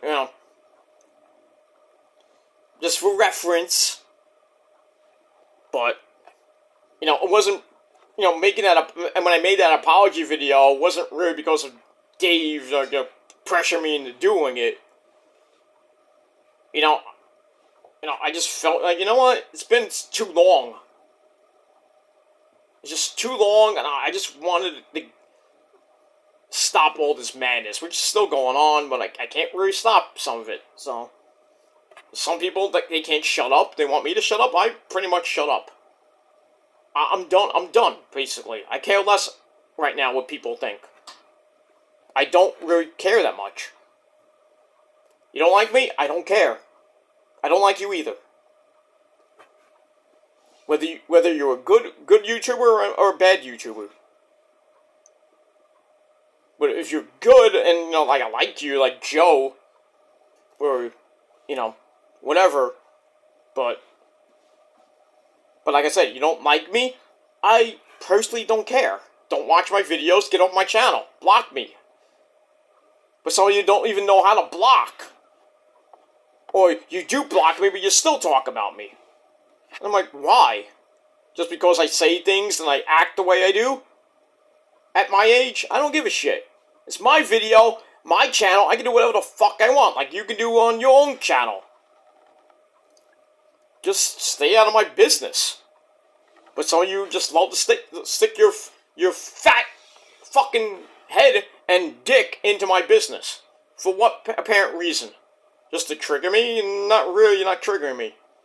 You're pissing me off, yeah, but bringing other people into it when they shouldn't even be brought into the situation. But still, Get over it. You don't like me? Too fucking bad. Get over it. Get out of here. But some of you don't even know how to do that fucking shit. In your 20s and 30s, and some might be around my age, you got a problem with me. About what I do, what I say. And then you make false accusations about me that I'm stalking Issa and something like that. I'm like, I'm not stalking Issa. I love Issa. Issa's my friend. I'm not stalking her. I'm not like, oh, what are you doing today? What Issa's doing like right now? I don't give a shit. I'm not stalking her. Oh, like I stalked other people back in the day, and that's false. Still bringing up, things that are false, and then you're gonna show, people and make me out to be somebody that I'm not.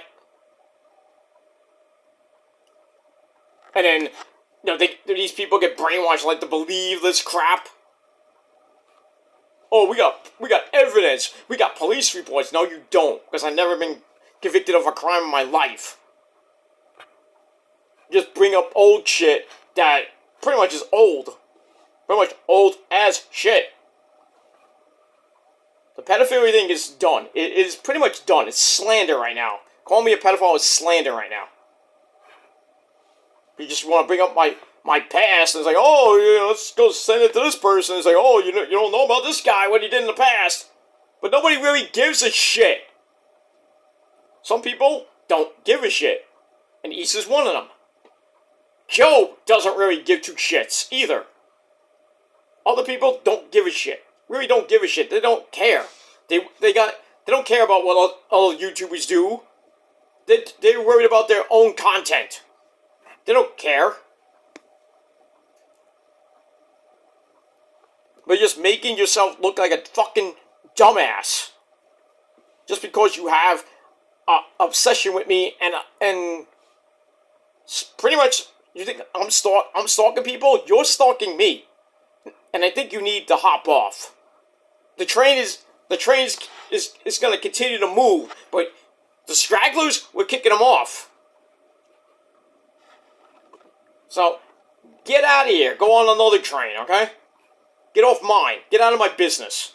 If you can't do that, then you're going to face the consequences. If you don't like that, cry me a river. Pretty much it. Pretty much it. You can't understand that, then whatever happens to you is on you. I don't care what these fake as fuck people do on their channels, and I don't care. I don't care about videos about me. They're basically the same bullshit. Clipping things I say and do, like the last thing I said about AJ Lee, make it into a boring as fuck video. It gets like 20 hits in a day. Horrible.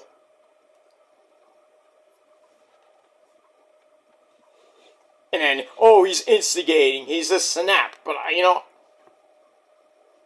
I'll talk about it, because it's my channel. I can do whatever I want. But, is it gonna affect my life? No. You just clip things I say, then twist it around like you always do, and then you actually think people might believe you, and then they'll believe you and not believe the real person. That's how friendships end and everything, because they don't know the truth.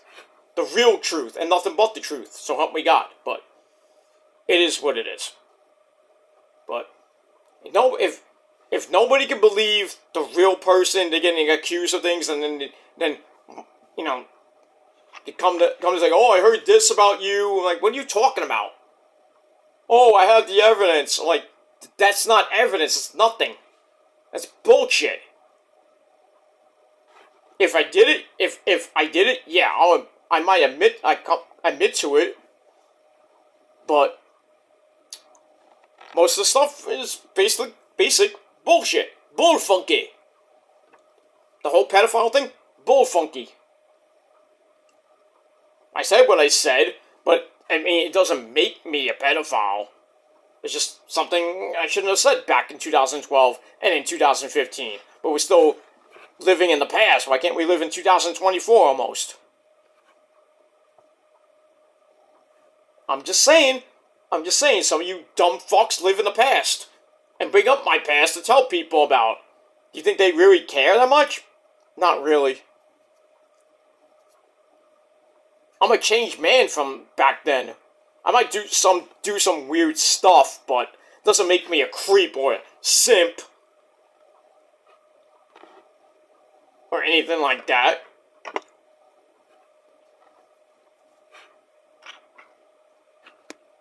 You know, I might be sub to an attractive woman like Issa, but am I a simp? No. I mean, there are other people that, you know, flaunt over her because she's an attractive woman. I mean, what do you want us to do? Gotta be respectful. I'm always respectful to Issa. I'm always respectful to her, so. But just bringing her into my situation is a bitch move.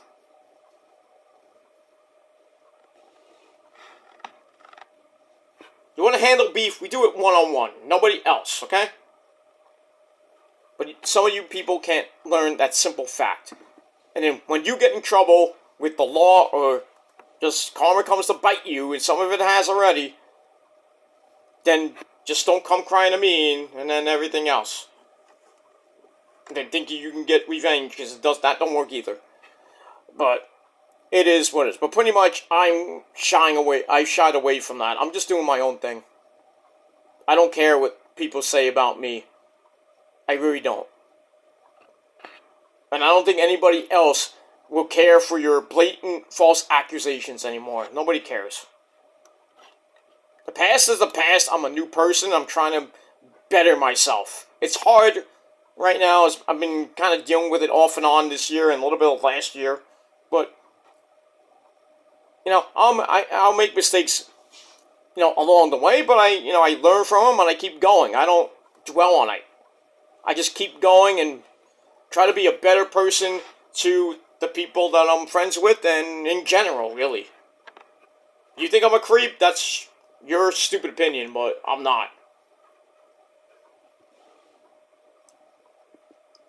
I'm just my own person. I'm my own Peter. And I'll be me until the day I die. But each day I try to better myself. I try. Not a lie. Hey, that rhymes. I try, I don't lie. But I just try to better myself. Each day, as best I can. You know, I have my good days, I have my bad days, I have my really bad days, but do I dwell on it? Not so much. It'll piss me off sometimes, but you know, like, oh, my life's not getting any better. You know, I want to kill myself. I'm so stressed out with work and everything going on. But do I dwell on it? No. You know, I just try to be better, and I've been trying to do that since really pretty much last year. It's just been a little bit of a rocky road. Not the ice cream, but it's been a rocky road ever since last year with that whole incident with all those people, and I'm not going to mention. They just believe somebody else's bullshit because they got brought into a situation they shouldn't have been brought into. And partly it's my fault, and partly it's those idiots' fault. And I lost a lot of trust in people.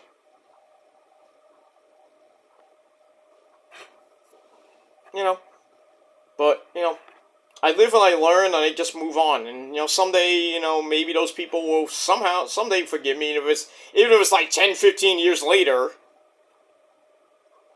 But if they, you know, some of them are hypocrites because they say, oh, you know, I'm a forgiving person, but, you know, this and that. Well, if you're a forgiving person, you can forgive me for some of the BS, but, you know, I don't care if it takes 3, 5, 10 years.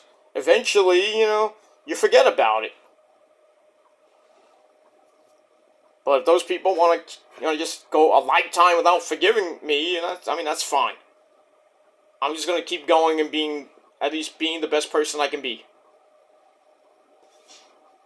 And if I come back, I'm on a tight leash and, you still don't trust me, that's fine, but I'm gonna still be me. That's Peter Joseph, and that's it.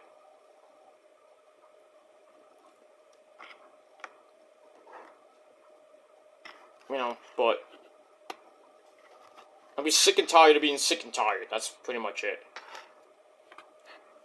But like I said, nowadays I don't care about what people say about me. I don't. You want to make false accusations about me, false reports and stuff like that, it's going to come back to bite you, because some of that's a crime, so. You want to blackmail me, defame my character, slander me. It's not going to work out for you. Because some of you there's no real facts about me. Like I said, I do some weird shit here on YouTube and sometimes in real life. That's just the way I am. Like that great song by, Eminem. I am whatever you say I am. And if you like it, great. But if you don't, too bad. Alright. Enough about story time. No, none of that. And if you clip it, I don't give a shit. And say I'm a hypocrite. Well, so are you. I may be a hypocrite, but you're a bigger hypocrite. Let me move on. Alright, enough about that. Alright, so where we left off, Shayna Baszler gives Zoe a pep talk. Nia, Jax comes in and they, argues about the women's title. Zoe's like, well, if you want to get there, you got to fight me, and we got a title. We got a match coming up a little bit. Let me get that. All right, then, like I said, we see CM Funk videos, the reaction videos, all that shit, and then we move on. All right, now we go to something new. We go to Judgment Day's clubhouse once again, where we see R-Fool eating some jelly rolls. How fitting. I know it was cannolis, but it was jelly in it. Anyway, so most of Judgment Day comes in and is like, hey, what are you doing on here? You got sugar all over my very expensive couch. I gotta clean this shit. So they're like, what are you doing here? And Truth, being the dumbass that he is, says, I want in on the War Games match. And they're like, it just happened. And then Truth's like, did you win? How did I do?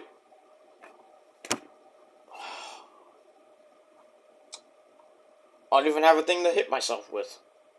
Actually, I do. Well. Alright, we'll do it. We have a small thing. So, get ready, ladies and gentlemen. On the count of 3, take whatever you have and bash your skull in. Because it is time for, well, this is the Pad of Doom, but if you have the Book of Doom, it is time for the stupid part of the night. So, 1, 2, 3.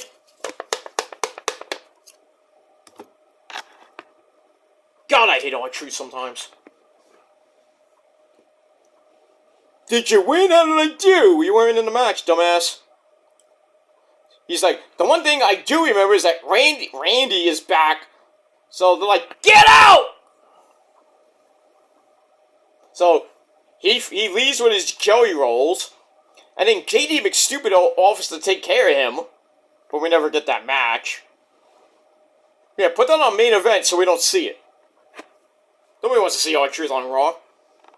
In a match, barring this 5-minute suckfest.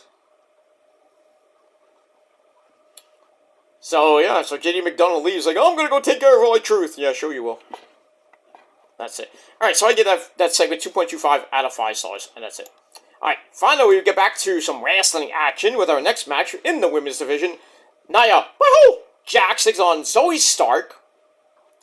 This match could have lasted a little bit less than 9 minutes.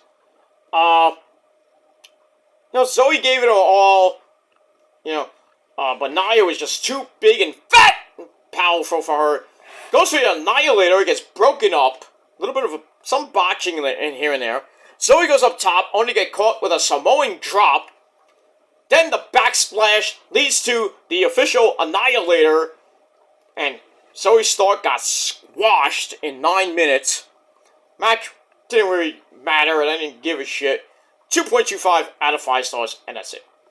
Alright, then we get a look at Walter retaining the Intercontinental title over The Miz at Survivor Series past Saturday night. Decent, pretty damn good match. Miz gave it his all. We got that, but Walter still your reigning, defending, undefeated Intercontinental Champion. Getting close to 550 days. Who could beat him? Himself, pretty much. And that's it. Alright, so speaking of Walter, we see Walter in the back. He walks up to Marcel Barthel and Fabian Aichner, and he's not too happy with them that they lost, and they lost, and they're bickering between each other. It's like, oh, it was for me, this is what happened. Next week, bullshit. And basically he tells them to deal with DIY. So they go off yelling at each other to deal with the situation. And then Walter turns around and The Miz pops in and says, I heard you say your next opponent needed to challenge you face to face. Well, here I am. Next challenger. I'm like, oh, we're gonna redo this? I'm like, okay. So basically, Miz challenges Walter to a rematch, but Walter's like, you're not worthy of a rematch.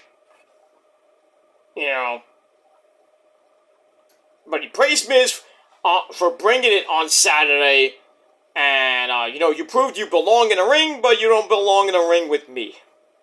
So, I guess no title match, or we're gonna somehow get to it again. So, we'll see what happens with that. So, I gave that 3 out of 5 stars. And we move on. Alright, then it's time for Seth freaking Rollins, the World Heavyweight Champion. I'm like, uh-oh, time to get interesting. So, Seth gets in the ring and says, I'm a visionary, I'm a revolutionary, I'm an architect, I am Seth freaking Rollins. So it's like, then we hear the CM Punk chants from the crowd who finally wake up again. And then Rollins like, come on, let it out, get it out of your system, let's go. I don't got time here. So he's like, I'm not impressed, but that's all the time I want to spend on Punk because he's a hypocrite. I was like, ooh. It's starting. The shoot promos are starting. I can't wait. I gotta wait. I mean, we gotta wait till WrestleMania for this. So we're gonna go through December, January, February, March. 4 months. We're gonna wait to this. Ooh. I mean, Punk didn't really even say anything about Seth freaking Rollins. Are you scared, Phil? Maybe. I don't know. But anyway, so after, saying, I don't want to spend my time on Punk, he's like, I want to spend my time talking about the World Heavyweight title that I have built up for the last 6 months. Really, the reign hasn't been that good, Seth, I have to say. He's like, I'm feeling good after War Games. I'm starting to get the itch. Yeah, so you better scratch it. To be a fighting champion once again. And then Drew McIntyre comes out, says, I want to shake your hand after your team won. So they shake hands. So like, okay, maybe nothing's gonna come out of this. So Drew's like, I bought into Judgment Day's plan, and now I have to put everything else behind me, and all that matters is getting another World Heavyweight title shot. But when I was like, well, yeah, I beat you, and that was the best thing that ever happened to you. But, so Drew's like, okay, that works for me, but I still want a title shot.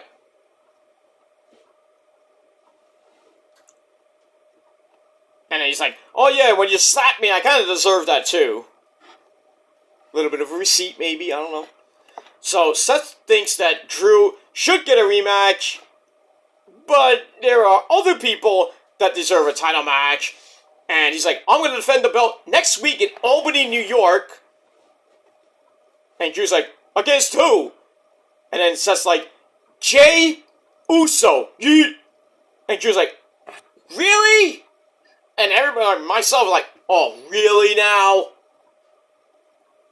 And you know Drew's gonna get involved in this match, which could lead to Drew versus Jey Uso, Drew versus Seth Part 2, eventually, maybe at the Rumble. We'll see. So, that's not really cool with Drew, who headbutts him and busts himself wide open, freaking Goldberg style. So we see some blood, motherfuckers! You know, it's like really teeny tiny blood. And then Drew starts yelling at him a little bit more. And then Jey Uso comes out for the save.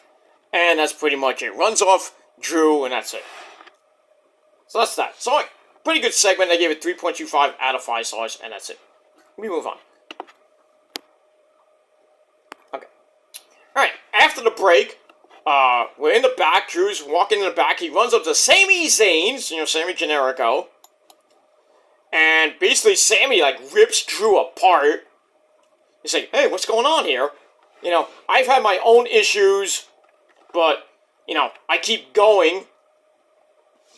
I might lose, but I keep getting up instead of whining and bitching and complaining and bitching and complaining like you're doing right now, Drew. He's like, I know the end of my road is winning the world. Actually, yeah, the end of my road is winning the World Heavyweight title. He's like, I know you're a 2-time champion, you're a monster. And then Drew doesn't really like that implication. And he's like, well, you want to prove yourself to me? How about we have a match next week? So that is made official. Drew McIntyre and Sami Zayn next week. Didn't we do that already? Anyway, I guess we'll run it back. I don't know. We get that. So I get that 2.5 out of 5 stars, and that's it. Alright, back to the ring we go for the Women's Tag Team title match. Where we have Team Rainbow Bright of Natalya and Rainbow Bright herself, Tegan Nox. Mikey!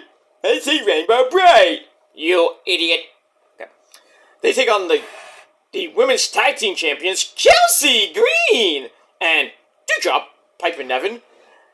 Nothing much of a match here. It felt like a suck fest.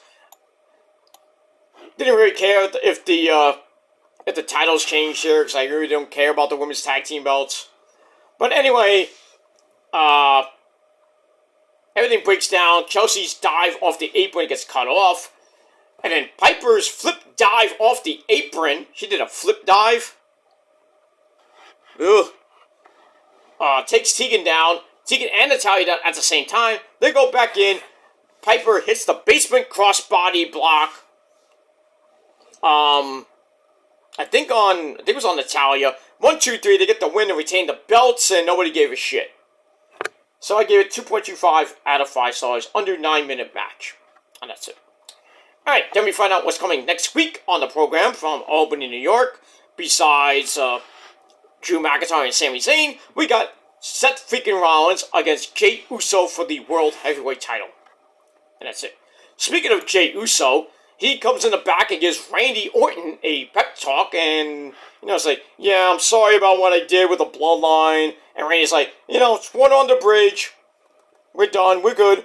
As long as you're not in the bloodline anymore, we're good. I'm like, okay. Alright, so we'll see what happens with that situation. And we move on, so I give that 2.5 out of 5 stars. Then we go to Jackie Redmond. I haven't seen you in a while. In the back, with her special guest, the man! Becky Lynch. Becky. So who talks about going to war at Survivor Series, and now it's time to move forward. So maybe we see Mommy Rhea Ripley and Becky? I don't know. We shall see what happens with that. And we move on. Alright, then we go to your main event of the evening.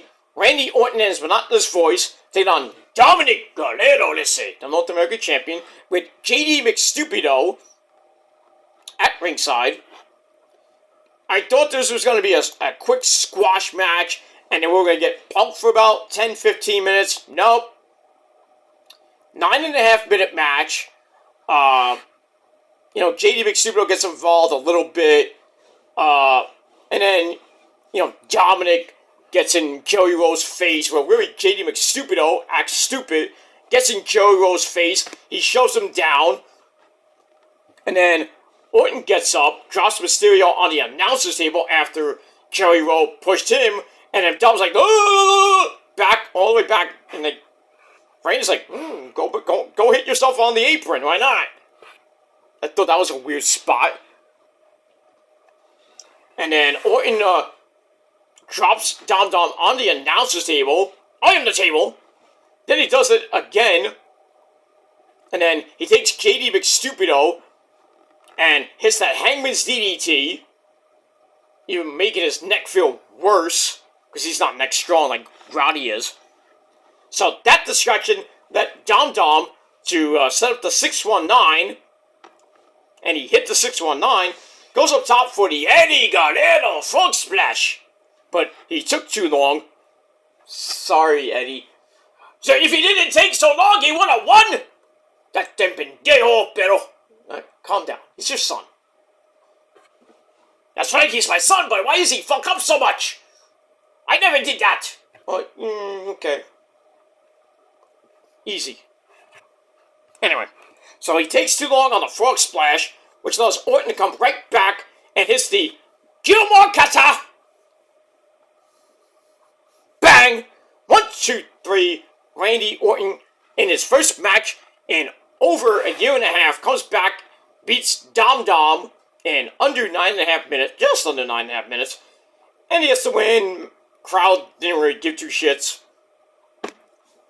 But anyway, we get that. But in any case, match was alright. 2.5 out of 5 stars for that. And that's pretty much it. And we move on. Alright, then we go to what everybody came to see, and everybody was going to watch. CM Punk, Phil. Phil comes out for his big return speech. Crowd was dead. So, Punk gets on the mic, says, well, it looks like hell froze over. So, kind of talking, saying the same line that Bret Hart said when he came back to the WWE back in, I think, 2010. And then he talks about, it's like, hey, a Blackhawks fan is cheered in Nashville. Ooh, that didn't sit well with the Nashville Predators fans. He's like, I understand, I'm just being myself. But after Saturday, I got 2 words. I've been coming to him, and he's a little scared of how true they are. I wonder what 2 words they are. So he's like, well, those 2 words is, I've changed, hypocrite. And he's like, now I'm home. Yeah, home. Home in a company you won't be in for like 6 months. Anyway, he's like, I haven't been here in about 10 years, and the fact that the people who haven't forgotten me is touching. So then he gets a little bit more serious, says, the voiceless found their voice, that is why I'm back. I missed all this. Yeah, you missed all that bullshit. That's why we were in AEW for like a year and a half, even though you were injured for half that time. Hypocrite. Hypocrite. Seth Rollins is right, you're a hypocrite. Anyway, he's like, I missed this. I wish I could say I never should have left, liar. Really, you didn't leave, you got fired. But he's like, but at one time, a wise man, he mentioned the wise man. Heyman told him he would have to leave to get everything he needed out of this place. And then everyone has welcomed him back with open arms. Bullshit. Well, almost everybody. Okay, so he kind of mentions that. Well, almost everybody. Some people are afraid that the brass ring is in his back pocket. They can't grab it. Yeah, taking everybody's spot, right? Fucking ass. No wonder Seth Rollins is pissed. Drew McIntyre is pissed. Everybody in that locker room is pissed. Oh yeah, but you're now buddy with Hunter.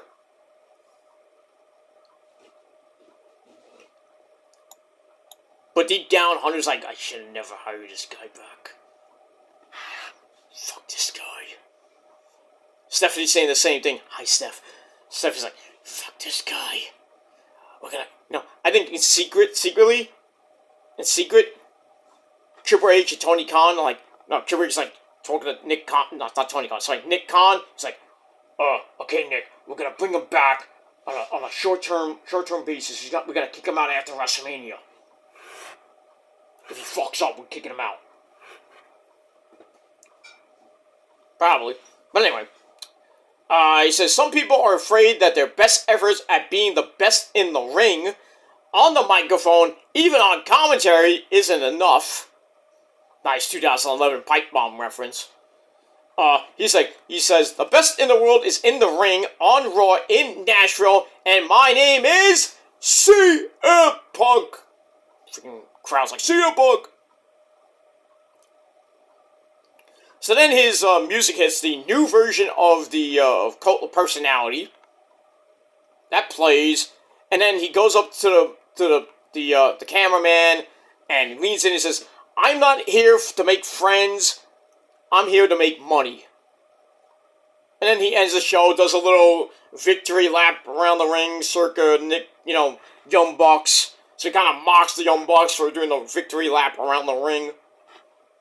So, he didn't mention AEW, per se. He was a little bit tame in this, so we're going to get PG Punk. Because we're not going to get,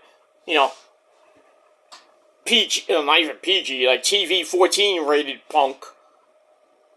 So, this promo, he gets in the ring for like about 8 to about 10 minutes, and just spiels. Spiel. What was the point? Get to the point. There was no point. He's like, oh, I'm back. I'm a changed man. I'm not here for the money. I'm here for the money. I'm not here to make friends. Yeah, you just came for the paycheck, right? Sell your fucking merchandise. Maybe bring back the ice cream bars. Like they didn't even sell when you were in AEW. One night, he goes like, oh, you got ice cream bars for everyone in Chicago. Yeah, but they came out in the stores and nobody really bought them. Now I want ice cream. God damn it. I got pudding. I got Jello pudding pops. I'm gonna have one before we go to sleep. Anyway, blah, blah, blah, blah, blah. But this promo was pointless. It was boring. He's like, hey, I'm back. I'm a changed man. No, you're a hypocrite. You are a hypocrite, Phil Brooks. And I used to like you back in the day, I admit. I was all hype. When you came into AEW, I was all hype. We all remember the video I did. Hype, when he came back to AEW, that whole thing. I mean, it's on my Peter Joseph channel. It doesn't make me a hypocrite, by the way. I liked you, but now you have this you have a massive fucking ego.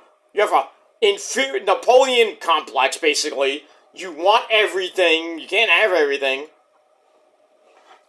And you could have made AEW great, which really you didn't do in that whole year, almost 2 years that you were there. Yeah, Rampage's best rating ever, the first episode.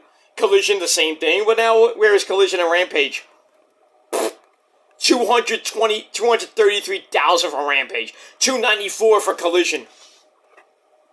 And you could have made those shows a lot of money, good ratings, at least decent ratings, not great, but decent. And you fucked it up because you have a disagreement with Jack Perry over real glass and all shit like that. And then thinking you're a big man trying to fight Miro. Are you fucking stupid? And then your boy Samoa Joe has to break up a fight because you were about to kill Tony Khan. You're lucky you didn't even put him in the hospital because you would have been in jail. And now Tony Khan can't even talk about Punk because, hey, I'm not legally obligated to talk about him. Bull fucking shit. You just don't want to talk about him, Tony Khan. Just be real. You're still fearing for your life because you talk about Punk. Punk's going to come back on Twitter or in an interview or even on the mic and destroy you even more. But I just think, really, Tony Khan should have handled this situation better. Instead of firing Punk, he should have suspended it for 90 days. Or at least 60 to 90 days. Teach him a lesson, make him go to fucking counseling, because he has a fucking inferior complex, he has a massive ego, as big as fucking Triple H's nose. You know, let Punk get some counseling. Maybe, you know, get Kenny and the Bucks in the same, and Adam Page in the same fucking room. Make him apologize to them, even though he didn't want to. Then he's like, oh, you know, I'll talk to them, I guess. Never happened. As far as I know, it never happened. Bucks are like, we don't want to talk to him now. We still don't want to talk to him. Fuck him. So, you could have done something with that, you know, talk to the Bucks and Kenny and Adam Page in private. Say, you might not like the guy, but you have to respect him. You have to work in a professional manner. So, you know, I don't care if you don't like the guy, but, you know, he's still on our roster. He's still a member of the family. He's still still a member of this promotion. So, you don't like him, but you have to work with him in a professional manner. It's all about business. It's not about how you feel about the guy. And if the Bucks still, you know, were acting like little bitty babies, and Kenny and Paige, they're like, oh, I don't want to work with him. I don't want to work with him. Even if it's in a professional manner. That's making the Young Bucks and Kenny and Adam Page come off like petty little bitches. But, you know, Tony Khan maybe should have had a moderator or some type of mediator, mediator I should say. You know, put the Bucks in a room with them, Bucks and Kenny and Adam Page in a room with him, saying, hey, you may not like the guy, but you gotta respect him, and if you can't respect him,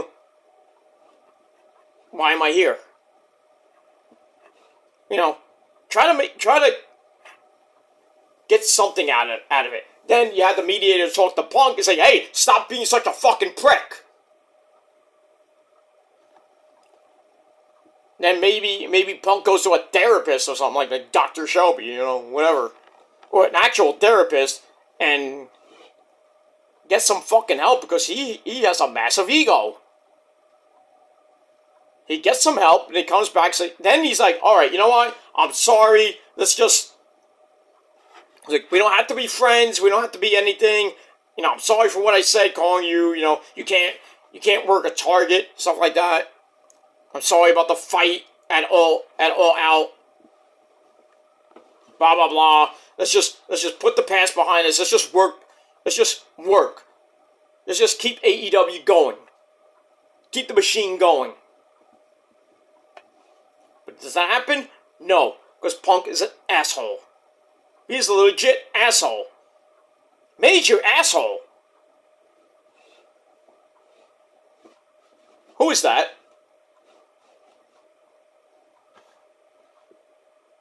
Who is that? He's an asshole, sir. What's his name? Asshole. Major asshole. Who hired him? I did, sir. He's my son. Oh my god, I'm surrounded by assholes! Who else is an asshole on here? Yo! Oh fuck, I'm surrounded by assholes! Telling you, Spaceballs is a great movie, man. Spaceballs is a great movie. You gotta love it. But, what are you gonna do? I still think this little honeymoon with Punk and WWE ain't gonna last that long. I give it 6 months. A lot of people on the internet are giving it at least 6 months to a year. I just don't trust Punk at all. He says he's changed. We'll see. I'll give you a chance, but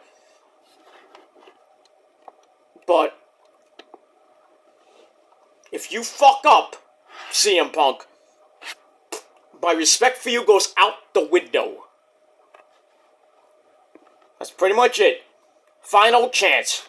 you fuck up at another media scrum or in the backstage area, my respect for you goes out the window. And I don't care where you go. If you go back to Tony Khan and think it's a bad idea by Tony Khan if he hires you back, if you go to Scott D'Amore, good luck dealing with that piece of... Dealing with Punk there, Scott D'Amore. Because you know Anthem's gonna be up his ass. And God forbid he goes to Mr. Obari-san in Japan. Think he's gonna put up with that shit? Probably not. Maybe Gato will won't. Probably book him the job all fucking day.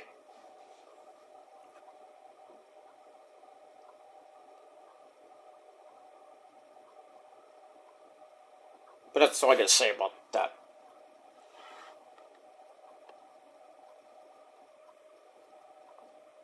But in any case, that is it for my video. Thanks for watching. I gave Punk's little diatribe 3 out of 5 stars. But overall, still a solid edition of Monday Night Raw. And I gave it a solid 7 out of 10 stars. Let me know what you guys think down below in the comments section. Continue to hit that like button. Stick straight up Phil Brooks' ass. Or just stick it up your own ass. Well, stick it up everybody else's ass. Continue to subscribe to my channels. All down below in the description box. Share the video all over the internet. Follow me on social media if you dare. And that's pretty much it. Alright, I'm about to lose my voice. And I gotta go. This is really late. So, that's it. Thanks for watching, everybody. I'm Peter Joseph signing off. Peace out. Rock on and rock hard with your Kokute. And if you're not down with that, that's just too goddamn bad. Because me and a whole lot of people that are better than you, and we are the best in the world at what we do. If you're not down with us, well, we got the greatest 3 words in the history of this sport on YouTube and in real life. You know what that is? Phil Brooks, you want to know what that is? Fuck you, man! That's it. Thanks for watching. Good night, everybody. Peace.